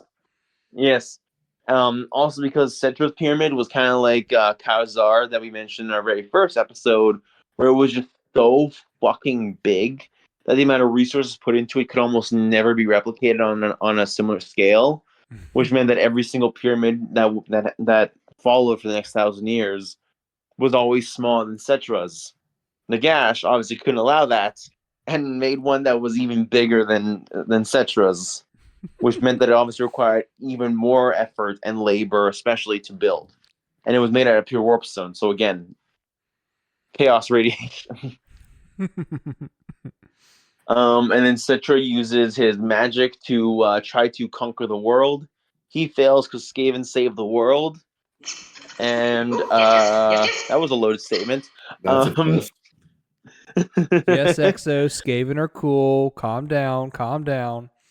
Well, Skaven didn't save the world, but they gave a knife to a guy who would. Um, and after this, all of the dead of Nehekara get resurrected by accident, except for Cetra. And while everyone else comes back to life, there's a bunch of chaos happening because literally every single king and queen who's ever lived comes back to life with their armies. Oh, so that's how the spooky, scary skeletons come about. Yep. Nagash fucks up on a ritual and resurrects everyone except Cetra. And then Cetra gets resurrected because people realize, hey, there's a lot of anarchy going on and everyone's kind of fighting with each other and things aren't going great. If only there was somebody who could kick us all back into line. Hey, did you read this book about some guy who kicked us all into line? Yeah, let's bring him back. So, like when Nagash did his goof on bringing everyone back to life except for Cetra, like was that on purpose or was that just? Cetra, Nagash's goal was to basically, again, I'm trying to make it brief for Nagash's upcoming episode whenever that happens. But to give it, this could be like 10 episodes from now, so I mean, I may as well cover it now. Cetra's goal, Nagash's goal. I'm sorry, I'm sort of saying Cetra and Nagash. They're both the two main characters of, like the Tomb King storyline. So I'm kind of getting confused in terms of how to find the speak in difference that between way. these two pictures. They're the same picture. Oh, they're not the same picture. Jokes, Cetra's way cooler jokes, than Nagash. everybody. Nagash is such a good dick. And we wouldn't For have the it any Nagash other way. episode, drinking game. Every time Rey says something about Nagash either fucking up a ritual or fucking up somebody else's ritual, take a shot. You'll be drunk in 10 minutes. Oh, I got Don't this in the spoil bag. it. So, Nagash's goal was to basically use his black pyramid made of pure warp stone to basically kill all the life to kill every single human, animal, and plant in Nehekara. Like everyone would die. The life out of the very soil would be taken away. And the goal was to take all this energy into himself. Cetra at this point was already a corpse, reanimating a body, and to use his power to basically reach even higher in terms of his own power, while at the same time putting that power back into the world and resurrecting all of the dead. So just like how I said, his ritual fucked up and brought everyone back to life. His goal was to bring everyone back to life, but singularly under his control. And again, when I say bring everyone back to life, I don't just mean like, oh, all the soldiers in the pyramids, all of the... No, I mean everyone. Every single dead body on Nehekaran soil would be resurrected under his control. That was his original goal, anyway. So you could literally imagine, armies that have fought for thousands of years ago could suddenly rise up out of the sand, made out of the very sand itself, because the bones decay, and just form themselves back into being and serve Nagash. You could have the biggest army in the world in an instant. And arguably maybe bring back his gods, his corpse, zombies, but that's a theory. That's not what his goal was. That was just a theory that's like going around online. Regardless, that was Nagash's goal. Because the ritual fucked up, he wasn't able to take control over all the bodies, nor was he able to bring back all of the dead. And because he couldn't do either of those things, all the dead that were resurrected were just resurrected as mindless zombies, unless they came from the pyramids. Because of that warding that was on both on the corpses and on the pyramids themselves, very much like the Necrons, the Tomb Kings were resurrected with varying degrees of intelligence, free will, and personality. So depending on how much of this warding and protection you were given, the more of yourself was able to bleed through and remain inside the body. And again, so does that make sense as to what his goal was, Gerald? Yeah, but now it's getting Okay. me thinking to like one of our previous conversations, and now I see why you're upset. Why when we talk about this, you're more upset about the Necrons. Yeah. Don't get me wrong, I'm still a Necron fanboy to all you 40K folks out there, but dang, this is making me upset now. Yeah. And because of this, all the Tomb Kings resurrected with their own varying degrees of personality and independence with their own armies. And unlike the Necrons, because their armies joined them in the embalming table, their soldiers also have varying degrees of personality as well. Because turns out you kind of want your soldiers to have experience from the previous battles. Shocking. Gasp! when your veterans are actual veterans and they're immortal. Oh, I should also mention when I mean they were undead, I mean they were undead, as in if you were to say decapitate one of the Tomb Kings and take his skull and lay it on fire and throw it in a catapult, halfway across the desert, he would reform and come back to life. Oh, so they just like can't die. Yep. Yep. But there's got to be oh, some kind of catch though, right? Like with Necrons, like if they're severely damaged, they can be destroyed. So what's the catch for the Tomb Kings? I believe it's like they have to be totally destroyed. Because if I remember correctly, Cetra does actually use heads as catapult ammunition. 3 big skull catapults. Yeah. That's so cool. Honestly, I'm just saying, Cetra, that's a vibe. That is a vibe. Like someone pisses you off, guards, take his head, give it to me. Oh, dip it in oil, light it on fire, throw it at the enemy, and watch his body follow it. Wait, this is a really good way to invade our cities. Hey, guards, kill yourselves and throw your heads over the wall too. Trust me, it'll work. It'll work. I've done it twice already. Yes. Listen, the invasion starts in a month. Don't worry about why we're already here. Look, all I'm saying is when we all wake up on the other side of the wall, we'll be fine. You understand what I mean? Who needs a Trojan horse when you can just catapult your flaming head over the wall? You're laughing like I'm joking when I'm really not. That's the best part. I know you're not. Now tell me, can the Necrons throw their heads and then see their entire body follow behind? No, I didn't think so. Oh, you're making me upset now. Like imagine you have a Necron head, you throw it, and then it like explodes like a grenade, and you have its entire body like form up around the head and then form itself up, and then suddenly behind enemy lines it just starts opening fire. You know what? I'm gonna write my Necron dynasty like that. Thank you. I'm stealing that. My OC don't steal. So, because of this, and again, because the armies are immortal, it basically became an immovable object versus an unstoppable force. Meaning that, my army fought your army. Well, my army's destroyed. Okay, give me like 10 minutes.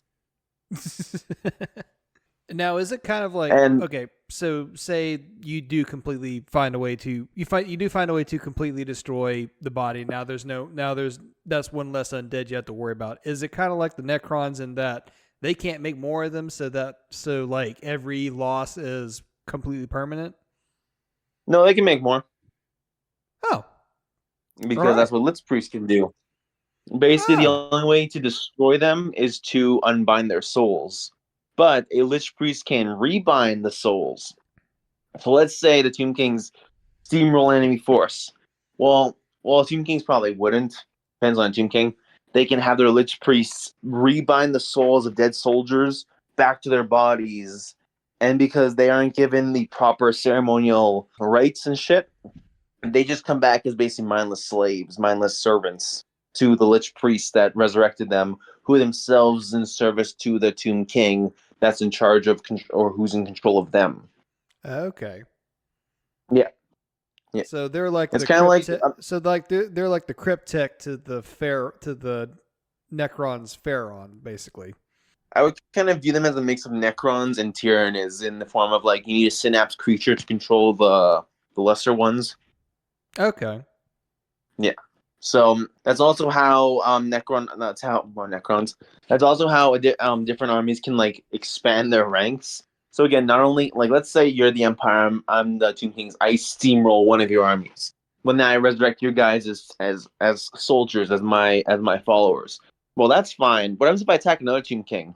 Well, I can unbind his souls and make his army smaller by unbinding the souls, or I can rebind the souls of his army of his dead soldiers and make them bend to my Lich Priest's will. Ooh. Now, the problem is that while this might work on a one-on-one battle, this isn't going to work when there's 3, 4, 5, 6 different armies going on at once. Like, it starts to become like, I'm trying to resurrect this guy. I'm dead. I'm trying to resurrect this guy. I'm dead. it's too hectic for things to work out and play out properly. Mm-hmm. So what you're telling me is that while the Empire is playing checkers, the Tomb Kings are playing chess, Exactly. literally capturing pawns. Yes, quite literally. And that's why the pawns go first. Oh, yes. I'll be from back, Steven, yes. Oh, I die. Oh, no, I die, you die, murder, yes. I did die. So, this isn't great. So back to Cetra. Realizing, this isn't great. There's a bunch of battles going on. We should probably resurrect somebody to kick all of our asses. So they resurrect Cetra. Well, they don't resurrect him. They break the warding on his temple, on his pyramid. And because of breaking the warding, this allows a necromantic magic that's still seeping around the area to resurrect him. But because he and his soldiers are given the best of the fucking best warding, when Cetra comes back, he comes back with his full fucking abilities. Oh, I should also mention something about Cetra. Cetra willed himself to learn magic because Total yeah, G. because magic is kind of like a mix of you have to be born with the innate talent to use it, and then you also have to study to like master it. So it's a mix of those two things together. It isn't just like, I'm a psyker, I can use magic. No, it's I might have I don't have to be a psyker to have talent to use magic. I can learn to use magic, but it's not great, and it's really fucking hard to even become the most basic of basics if I don't have the talent for it. So you need to both have talent and to be able to study for it. Cetra did not have the talent for it, and yet became a above average magic user. I could just imagine Cetra just waking up from waking up being resurrected and just busting out with all of his abilities, looking at Nagash and just the mess that he created. It smells like bitch in here. Well, I should mention Nagash. Nagash is a stronger sorcerer than Cetra, which Cetra does not like because Cetra should not be second to anyone. But it should. I need to preface this though. Cetra had no talent for magic. I don't mean he wasn't talented. I mean that he just wasn't born with. He should not have been able to use magic because he was just not born with magic. But yet he fucking studied and willed himself to use magic, which again is possible. But most people who do that can only get basic, very minimal average ability. Cetra was above average. Man, that's got to be commended right there. So yeah, that's like saying, study. Here's a test for fucking quantum physics. You've never studied it before. You don't even you never learned how to do it. Now take a class in it and get a passing grade. Okay, I'll try. Cetra can do it. Why can't you? Your weakness fills me with that's shame. what I mean. Pathetic. Cetra did it. It's you know what? Fuck, I can just clap my hands at him. Good job. But again, at this point, Cetra comes back to life and he has his army. I should also mention Nagash isn't around at this time. Nagash kind of died. I think it's the second time he died, actually. This is the second or third time he's died. He died. Nagash is like Starscream in that he's immortal. For those who don't know, Starscream is canonically immortal in Transformers. Don't make me talk about Transformers lore. Writing notes down here for next Grimlore episode. There's a guy called Magnus also in Transformers. Don't make me start. Where does this Magnus name keep cropping up everywhere? What the hell? I think it's just a really great name, I mean, yes, it is, but damn. There, I said it, Ray. Are you happy now? Oh, fuck yeah. God, you're never going to regardless. Live that down. Yes, regardless. So Nagash is dead. Cetra's like, hey, look, I have the biggest army and the biggest dick. Well, all you guys look like a bunch of bitches in here. Time to put you guys back in order. And he did. It smells like bitch in here, quoth Cetra. Circa minus 1500 Imperial calendar. Yeah, I think it was about 1500. But you want to know what Cetra did after that? What did he do? He waited. Dun dun. Well, okay. I mean, when I say he waited, I mean like he didn't really do anything. Like Dang, all that build Setra up. was really basically for the next like 3,000 years. Setra kind of doesn't do well. I'm saying he doesn't do a lot, but like he burned all of Norska to the ground one time. So I mean, like that was kind of cool. He invaded Bretonia. No, he didn't invade Bretonia. Some of his warriors invaded Bretonia. Dang, You know, rip flub. otherwise, I mean, like that's the only disappointing thing is that during this period, during like this 3,000 year period, Stetcher doesn't really do a lot of stuff. Like when I say he doesn't do a lot of stuff, like it's still impressive what he does manage to do. Again, he invades and burns down all of Norska, which again is like fantasy. I don't know, like Norway, fantasy Norway, I guess. So man, again, imagine traveling like imagine traveling from like Egypt to Norway on foot, but then double that distance. And then still proceed to burn Norway to the ground. Yes, and then make it back. That's impressive. Oh, while also fighting everything in your way. Now, was this still Well, like when your before? feet don't. Sorry. Oh, apologies. Well, when your feet don't get tired, it's a lot easier to march. He makes a good. He makes a good point, He actually. does make a good point. Sorry, what were you gonna say, Gerald? But my question was like, is this like still the time frame before Sigmar, or is this kind of like shortly after Sigmar founds like the Empire of Man, or is it so like how where are we here as far as like timeline wise? I believe this was before Sigmar, because Norska did have people in it. It wasn't just like abandoned until Sigmar kicked the Norsil into Norska. But yes. Otherwise, it's I'm pretty sure it's before it because I know the invasion of Bretonia, Araby, and everything else happens after Cetra burning down Norska. Now, while it doesn't place it before Sigmar or after, I like to think it's before Sigmar, only because you would kind of notice an army of 500,000 skeletons moving through the Empire. Yeah, I mean, when you think about the Beastman attack that killed 2 million people, yeah, people would notice a bunch of spooky, scary skeletons. Yeah, especially if Cetra was leading them. Especially if Oh, Cetra was leading them. yeah. I should also reminded myself. Why? Okay, Gerald, ask me why Cetra invaded Norska and burned it to the ground. Why did Cetra invade Norska and burn it to the ground? Does our guest know why Cetra invaded Norska and burned it all to the ground? Because I'm just going to assume that Norska had something that Cetra didn't, and Cetra decided, I don't like that. Exactly. Except in this case, it was something Cetra had that he didn't have anymore. Because it turns out while Cetra was like dead, Norska invaders actually made it all the way down to Nehekara, across the coast. Invaded Nehekara, ransacked one of Cetra's, I believe it was either his tomb or his palace, and they stole his crown that he had when he was alive. And not only did this crown actually provide some magical powers and extended life, it was also Cetra's crown. Oh, Which was the most important part. You better believe that's a beheading. Oh, it wasn't a beheading. It was, I'm going to burn your entire continent. Like, when I mean he burned Norska, I mean the continent was ablaze. The world's Which is biggest another reason why I bonfire. think this happened before Sigmar. Because, like, I like to imagine there was, like, primitive or, like, the first generation of Norskins that lived there, and Cetra killed all of them. So that's why there's Norskins now, because the Norse still moved there and took their place. Oh, jeez.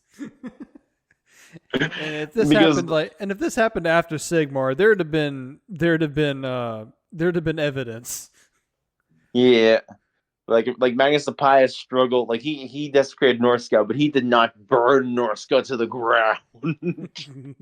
If it was And Magnus for the one whole Dead, month, maybe. Well, while the entirety of Norska burned, they were finally at a comfortable 60 degrees Fahrenheit. The warmest it will ever get. I think it's actually kind of hilarious when you think about it, actually, that they produce fire in North Korea to begin with. Setro's So wrath cool. I'm burned so starting to hot that chatter. day. My bones starting to rattle. Setro looked at his court jester. I hate you. That's it. Give me your head. You're going in the catapult. He gets thrown. It was worth it. I You mean, You just hear in the distance, it's nothing to lose your head over. that's it. I'm going over there myself. Setro throws his head. Oh, God.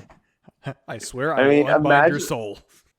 I mean, think about the intimidation tactic level. You have catapults flying at you, and like they're like a bunch of like small like shrapnels, and you're like, oh, there's a bunch of like small impacts, and you realize they're like skulls, and you're like, what the hell?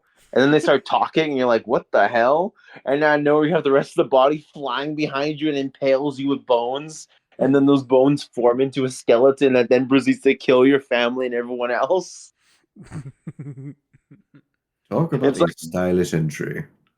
It's like, oh, okay, I can see how you conquer so much of the world when you can throw your fucking bodies at people. That's cool. Setro does have a flair for the dramatics. I mean, of course. I mean, there were again most of this time that Setcher was ruling. It was very much kind of making sure that everything was, united. Because every once in a while, I say once in a while, it was very common that one of the Tomb Kings kind of get too big for their britches constantly, and would constantly try to challenge. Cetra's rule, which wasn't great. To the point that some battles, because of the fact that the Tomb Kings were immortal, battles would actually last like some wars would last like 10 years, decades. Some could last centuries because of the fact that the Tomb Kings themselves and their armies were immortal. And that was just one battle. Yeah. Well, okay, we'll call it a draw. Escape and victory. Oh, yes. I mean, if it makes you feel better, Cetra also joined forces with he joined forces with a lot of people, if I'm being honest, but Cetra has actually joined forces with the Empire actually before. Oh? Yes. Now I this is believe his, that now was this is all his undead form, correct? yes, Like, yes. Okay. Yep. I believe he helped them fight Greenskins, I think. I know he fought Chaos with the Empire, and he allowed them to leave, if I remember correctly. I have in my notes, Cetra shows mercy. And I'm pretty sure that's because Cetra did not instantly kill them for, helping him. Oh, okay. Total G. Yeah. I mean, that's all, like, it's kind of disappointing to say that for the next 3,000 years, Cetra doesn't do anything. But at the same time, there's a reason Cetra doesn't do anything for those 3,000 years aside from, like, some very few things. And that's because it's mostly for homebrew.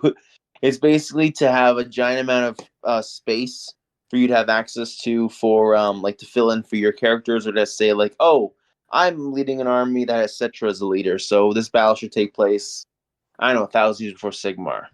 Like, that's mostly what it's for. Okay. Yeah. Yep.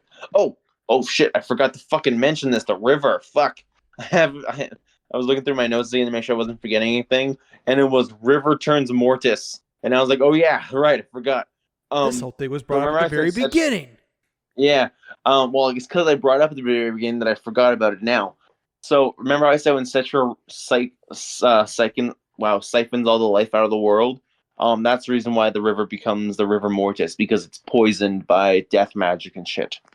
Ah, okay. So So it's like the river Styx. yeah, it's very basically. poisoned. Yeah. So it went from like Glorious. the thing that brought life to Nehekara to the thing that's basically doomed it. Ah. Yeah. So what I'm getting here is Cetra is basically the better Silent King, Oh yeah, and the Tomb Kings are Yes, basically yes. the better Necrons. pretty much. Yeah. Hmm. Yes. So you want me to cover a couple of Cetra's weapons, just to give a little fun little bit though, just cover some of the cool stuff that his weapons have. Sure. I like weapons. My favorite one, because it's the most coolest one, is called the Flail of Skulls. It's made from the skulls of of his victims. Forget going in the catapult. You've offended me. You're going on my flail. Yeah. Give me your head here. Yeah. He got his crown, which basically just allows him to have it's basically like a more direct control over like think of it like the Tyranids. Imagine if the Swarm Lord could increase his synapse range even further, and he made the Tyranids stronger. That like under him were even stronger. That's basically what it does. It just increases necromantic abilities. Okay, so basically handing out buffs like candy. Yep. And then probably the craziest weapon he has, if I'm gonna be fucking honest, is the Blessed Blade of Pra, parentheses Ra, because it's a what they call it, Kopesh, like the weapon that they would use.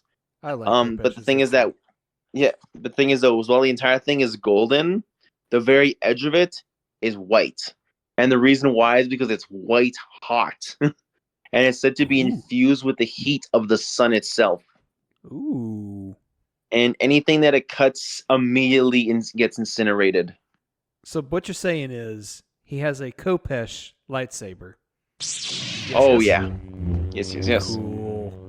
Oh, and then of course he has a Chariot of the Gods, which is a humble interpretation of Petra's chariot, because it too incinerates everything that it runs over or remotely close to it. But again, it's only a humble interpretation of it.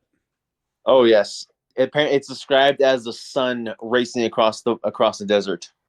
The one time Setcher will show any ounce of humility is when he has a sun racing across the desert. The desert. Oh, this is just a humble imitation of the gods, the chariot of the gods. Yes, yes. That they gifted to me because I am so humble and so devoted to them.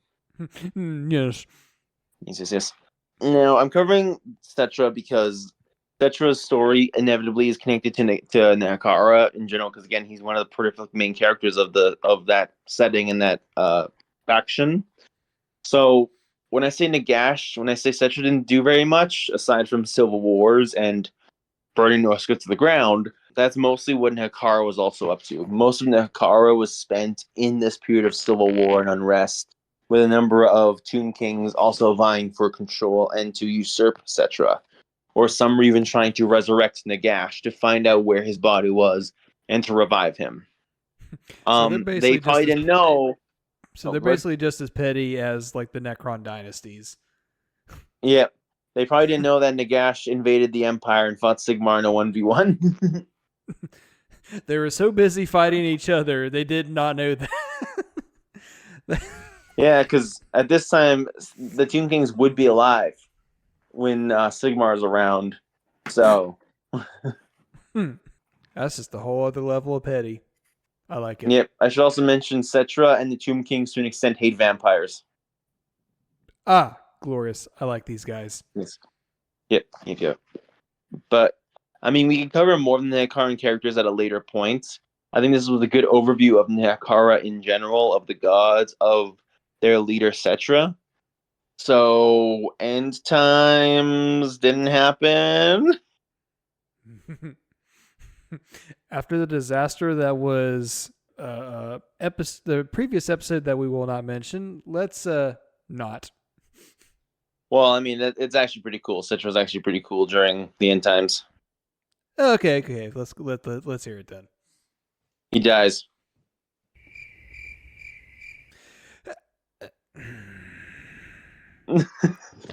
But wait, he died.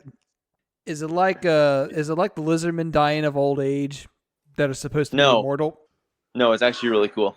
So when Nagash died, the mortuary cult promised they would resurrect him in a golden, perfect body. They promised they'd revive him as a superhuman god, basically.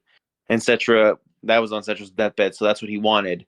So when Cetra was resurrected as a zombie Tomb King, he was not very happy and actually found the people who made him that offer, the mortuary cult Lich Priests, and I believe he turned him into catapult ammunition. So, or part of his flail. Or part of his flail. So Cetra actually does die during the end times, and during his death, like his actual death, like his body's not attached to his soul anymore. Cetra's actually kind of floating in emptiness, And then 4 powerful beings who are totally not the Chaos Gods offer Cetra. Well, they don't offer him. They give it to him just straight up. They give Cetra the golden body that he asked for and resurrect him with his full power and promise that they will do all this for him. And in return, he must serve them and defeat Nagash. Now, what is Cetra's line? Cetra so does not serve. Cetra rules. And he gets resurrected without the assistance of the Chaos Gods with his body. And he goes to kill Nagash at this time because the Chaos Gods want Nagash dead. But he could have easily been like, yes, Chaos Gods, I'll serve you. I'll give me all this and I'll serve you. I will lead your armies against Nagash. He fucking says no and gets resurrected anyway. And then when he's alive, he's like, fuck you, Chaos Gods. I'm going to fight Nagash on my own. Like, I want Nagash dead. I'm not going to kill him for you. I resurrected myself because I'm going to kill him for myself. So, oh man, I'm going to catch a lot of flack for this. So, he even did a better fuck you to the Chaos Gods than the freaking God Emperor from 40K. Yes. So you got the Dragon Emperor, that's a better emperor than the God Emperor. You got Sigmar, who's a much better emperor than the God Emperor. And now you got freaking Cetra, who just does a better fuck you to the Chaos Gods than the Emperor. Oh, yep. I better lock my doors tonight. Yep. Literally just, fuck you, Chaos Gods. No. I will kill Nagash for myself. I don't need you. Oh, I laughed way too hard at that. Well, this is unfortunately does end with, Cetra dying because the world blowing up. The Nehekarans and Cetra are technically, depending on how you want to view it, alive in Age of Sigmar, because the Nehekarans and the Tomb Kings are basically the Stormcast Eternals. The Stormcast Eternals, or what was it?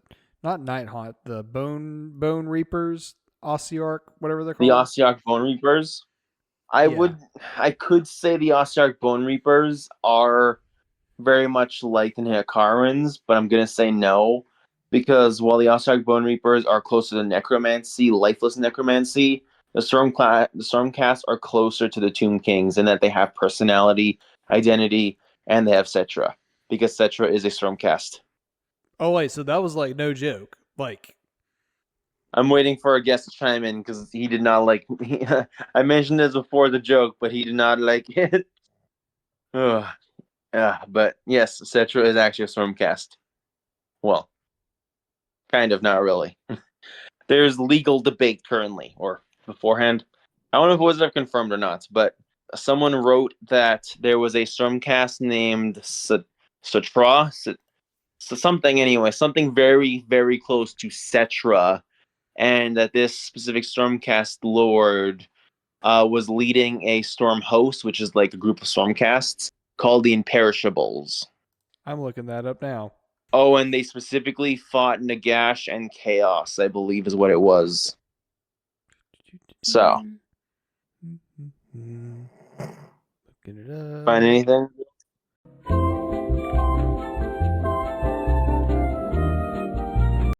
Oh, Lord Skeleton Cetris. Lord Ordinator, Lord Commander Bastion. And he's I think it's called the Undying King.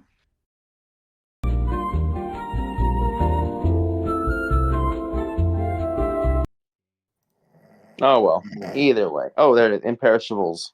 So the Tomb Kings kind of sort of make it to Age of Sigmar, but not really, and people are upset about it because, well, obviously. Yes. Oh, I think also the timing of the world getting blown up timed well with Necrons getting their update. Like where they became basically Tomb Kings. So it was really just like, oh, we'll end the Tomb Kings here, but we'll keep them going here. Okay, that kind of makes sense because like End Times was like what 7th, 8th edition of 40K, and then I think so. Yeah, I think it was. And then Necrons got their big update in 9th edition. So okay, I can see that. I can see that. So, It makes the blatant copying even worse. Yeah, I'm not happy about it, but I don't know. I still like my Necrons. Oh, I agree. But you got any more questions about Nehekara, about Cetra, about even Nagash, anything? If I wasn't so devoted to my dwarf Sona, I'd be all about them Tomb Kings right now. So yeah, you got me liking them. Cetra's a total G, deserving of all 8,600 titles. Yep. Again, canonically, it takes, I think it's like 24 hours to, I think it takes a full day or some shit to say all of them. And you better And hope if you don't screw it up. Otherwise, you got to start over. Well, I guess while our Druki friend here is passed out from the ale, which looks and smells strangely like unpaid intern blood, let's go ahead and do our shout outs and announcements. Yes. So I would thank our Druki friend here for guesting on our show, but oh well, he'll hear this in post. So that being said, let's give a shout out to our wonderful patrons because for your lovely donation, this makes all this possible.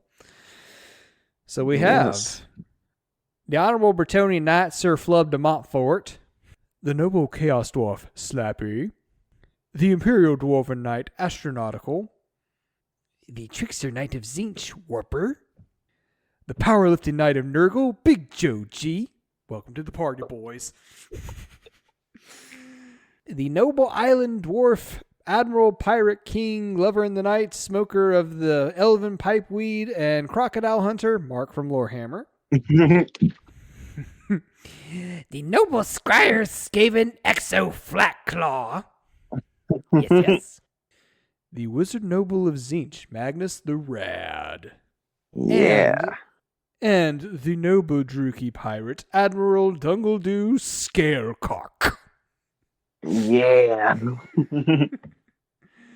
Thank you all and everyone else on our Patreon and Discord for your wonderful patronage and for making this community as fun and as awesome as it is. I like friends. So that being said, if you have made it this far and dealt with all of our cringe jokes and like what you listen to, you can join our Patreon for as little as $1 per month. You can join our Discord, nerd out with, a bunch of other like-minded individuals, fight over who is the better race, be it the Skaven, the Bretonians, the dwarves, or the elves. The arguments The rat's wrong. Get him. Oh man, yeah. The arguments they're quite hilarious. I love them. Oh yeah, they're so fun. So yeah, join our Patreon if you're feeling generous. You get a bunch of cool perks, and then of course we have different tiers for other rewards. We will let you read those in the description. Or if you want to as well, you can just rate the show, leave a review. A few kind words go a long way. And yeah, that's all the Patreon shoutouts and stuff. Do we have any big announcements? Merchandise is in the works. Currently being, it's not currently. It's going to be ordered, not by myself, by my merchandise person. He's ordering the materials necessary for it. So it's underway. Everything is going good. Everything is going great. We don't have any logo. I think we have ourselves a nice logo in the works, but we'll keep that a surprise. Yes, we do. Super excited for that. I was going to say, what was I going to say? Fuck, I have my notes here. Give me a second. They're right here somewhere. Where are they? You fucking assholes. They're gone. Oh, I got an important one. There we go. At time of recording, it is January the 21st at like dark 30 in the morning my time. At the end of the month, we still have our book club, which is Skaven Slayer.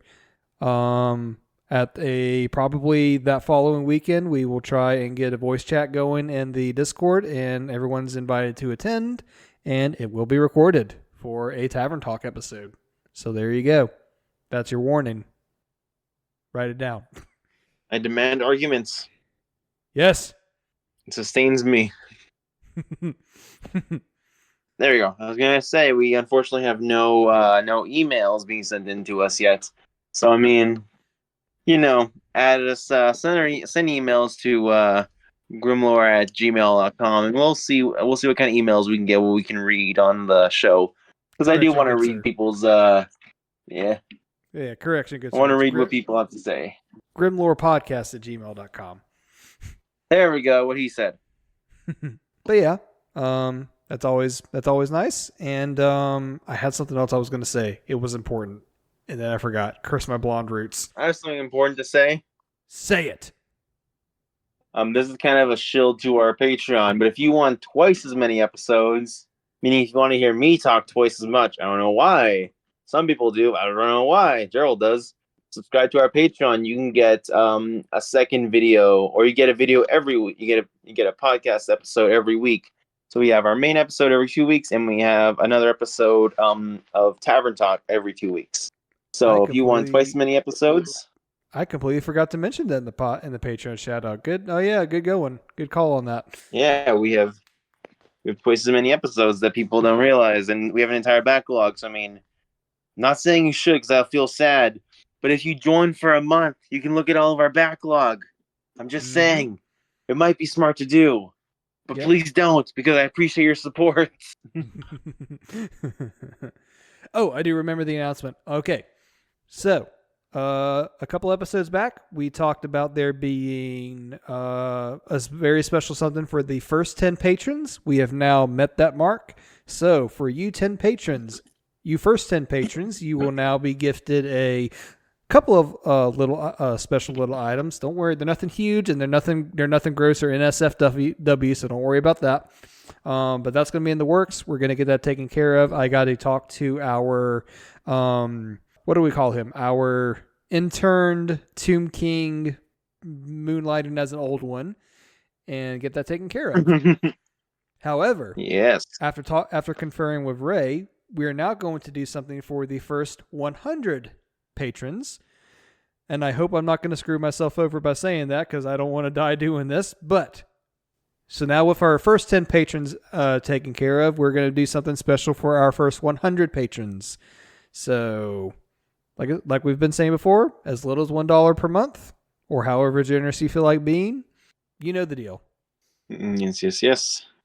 I want to try and do these little milestone things where every amount of Patreons we can get. Because we can do a thing where it's like, oh, if we earn like $100 a month, which we do have something for me and Jill specifically, kind of a milestone for us to reach. But regardless, we're not doing it by like the amount of money we get per month, but just the quantity of individual patrons we receive. Because like we don't expect people to reach the noble or even like the knight tier. Even bard tier is like appreciated. Any amount is appreciated. So it just means a lot. So like instead of being like, oh, at $100 we'll do something special for you guys. No, it's just the amount of people that are part of our community that we just want to give back to you guys, because you guys are fucking awesome. Yeah, because that just means to us, like, for whatever silly reason you think the two of us idiots gushing about Warhammer Fantasy is worth your monthly $1 or $5 or $10 or however much you're donating. So like that really means a lot to us. So I mean it. I genuinely mean it when I say thank you. Really, thank you. I mean, at the end of the day, it's all going to merchandise. So, I mean, pretty much like we have neither of us have like even so much as touched like any of the money that's come in currently, because like that's going to be going towards merchandise and giving back to you guys. So I have lied about using it. I've lied to my wife about using it so I could buy more models. You better hope she doesn't listen to this podcast. She doesn't listen to it. I've tried. So only listen to the part where me, you, and Exo lost our minds over the Samurai Jack joke. Oh gosh.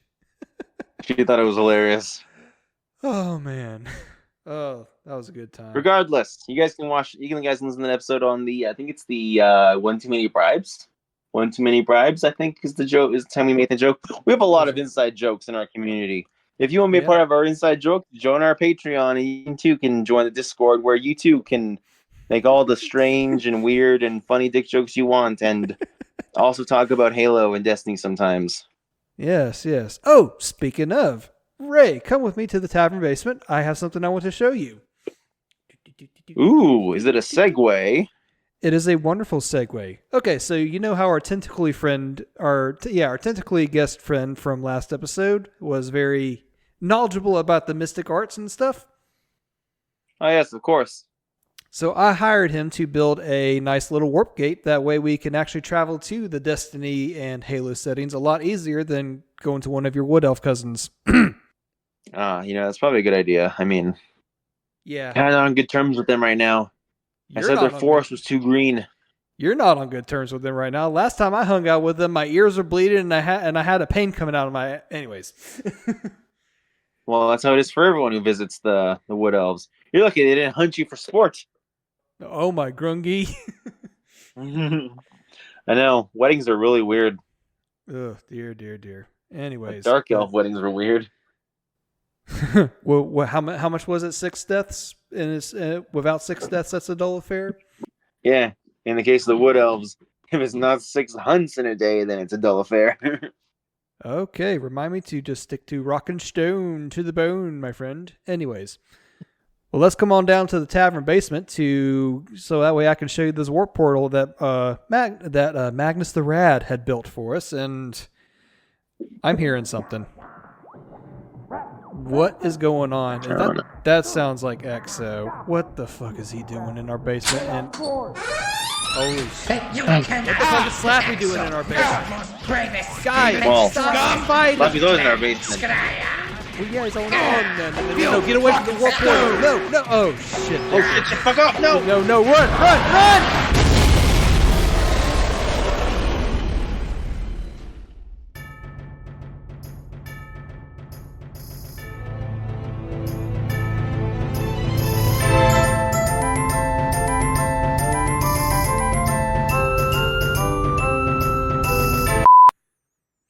Welcome back to the next... I already fucked this up.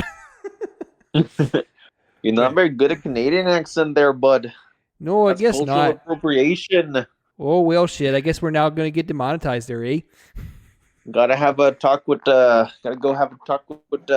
old ones there, bud. Their toques and their hockey sticks and their timbits. Oh, good. Fuck them. No. Oh, no. Okay. Once again. Or wait a second. Okay. Here we go. Welcome back, dear listeners, to the next episode of Damn it. Fucking hate this. No, this is all staying in. This is all fucking staying in. Oh, don't worry. This is all going to be outtakes. I don't fucking care. This is all staying in. Okay. Right, good eye cunts. Today on Grimlaw. Honestly, that wasn't that bad. Billy the Butcher? I didn't know he was here. You can afford him? Welcome back to your country. We can afford Carl Urban? Oh no, there goes all our Patreon money. All of our Patreon money and our firstborn children. That's fine. We got it. You got off-brand Carlos Rural. We just pay him to come in and say cunt, and then he leaves. There went all of our editing budget. Best $3,500 I've ever spent. 3,500. I mean, it's like that one guy that spent that's a fucking steal. $50K on Has-Been Hotel animations. Listen, bro was down horrendous. Gerald was both saying it. Don't you dare fucking cut this out. I will rage quit. Oh man. Okay. All right, we got the giggles out of us now. Nope. I just smoked. I am good. All right, well we're gonna power on through anyways. Here we go. Welcome back, dear listeners, to the next episode of Grimlore, lore podcast for all your Warhammer Fantasy and Age of Sigmar needs. God bless it! Damn it. Okay. How would you visit the Southlands there, Gerald? Okay, we're gonna do this again. Welcome to the underway. Okay, all right, got this. Australian accent, here we go. Welcome back, dear listeners, to the next episode of Grimlore, the lore podcast for all your Warhammer Fantasy and Age of Sigmar needs. This is your dwarven host and temporary bartender, Gerald, here to learn about the wonderful world of Warhammer Fantasy with my friend and co-host and the elven bard, Ray. Uthwan doesn't really have an accent, but if I was gonna say they had one, I would say the bitch accent because they're a bunch of bitches. Oh my, what does that sound like? Well, it sounds like my voice for one. So what you're saying is use a basic bitch. Oh, please, girl, you haven't even seen my Starbucks espresso mocha latte, extra venti, whipped topping. It's called culture, sweetie. It's got Damn, culture, sweetie. bitch. Go get your own. You ain't got no Phoenix King, ho. Oh my I god. discovered derailed so Now, bad. Tiff, you ain't no Phoenix King. Have you seen that drip? You ain't got none. Oh, I'm gonna die. Oh, damn it. Okay. Okay. Ah. All right. One more time. Once more with feeling. Oh, God. No Aussie Oh accent god, this time. no. No Aussie Okay, I accent. feel this like time. the accent throws us all off. No accent this time. Okay. Again, there's nothing, and I swear to God. It's staying in. It's We're too gonna good do. not to. We'll have an outtakes. Okay, good. Let's Okay. do this. Okay. With chest. Whoo, whoo, whoo, whoo, whoo, whoo, whoo, whoo.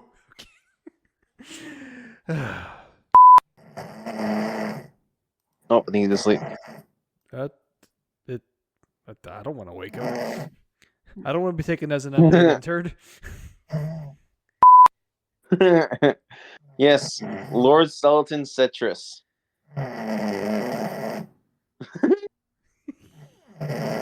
Great. Oh. This is great. Poke him with a stick. Oh, okay.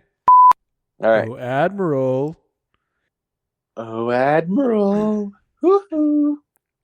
Oh, okay. I think it's okay. Okay.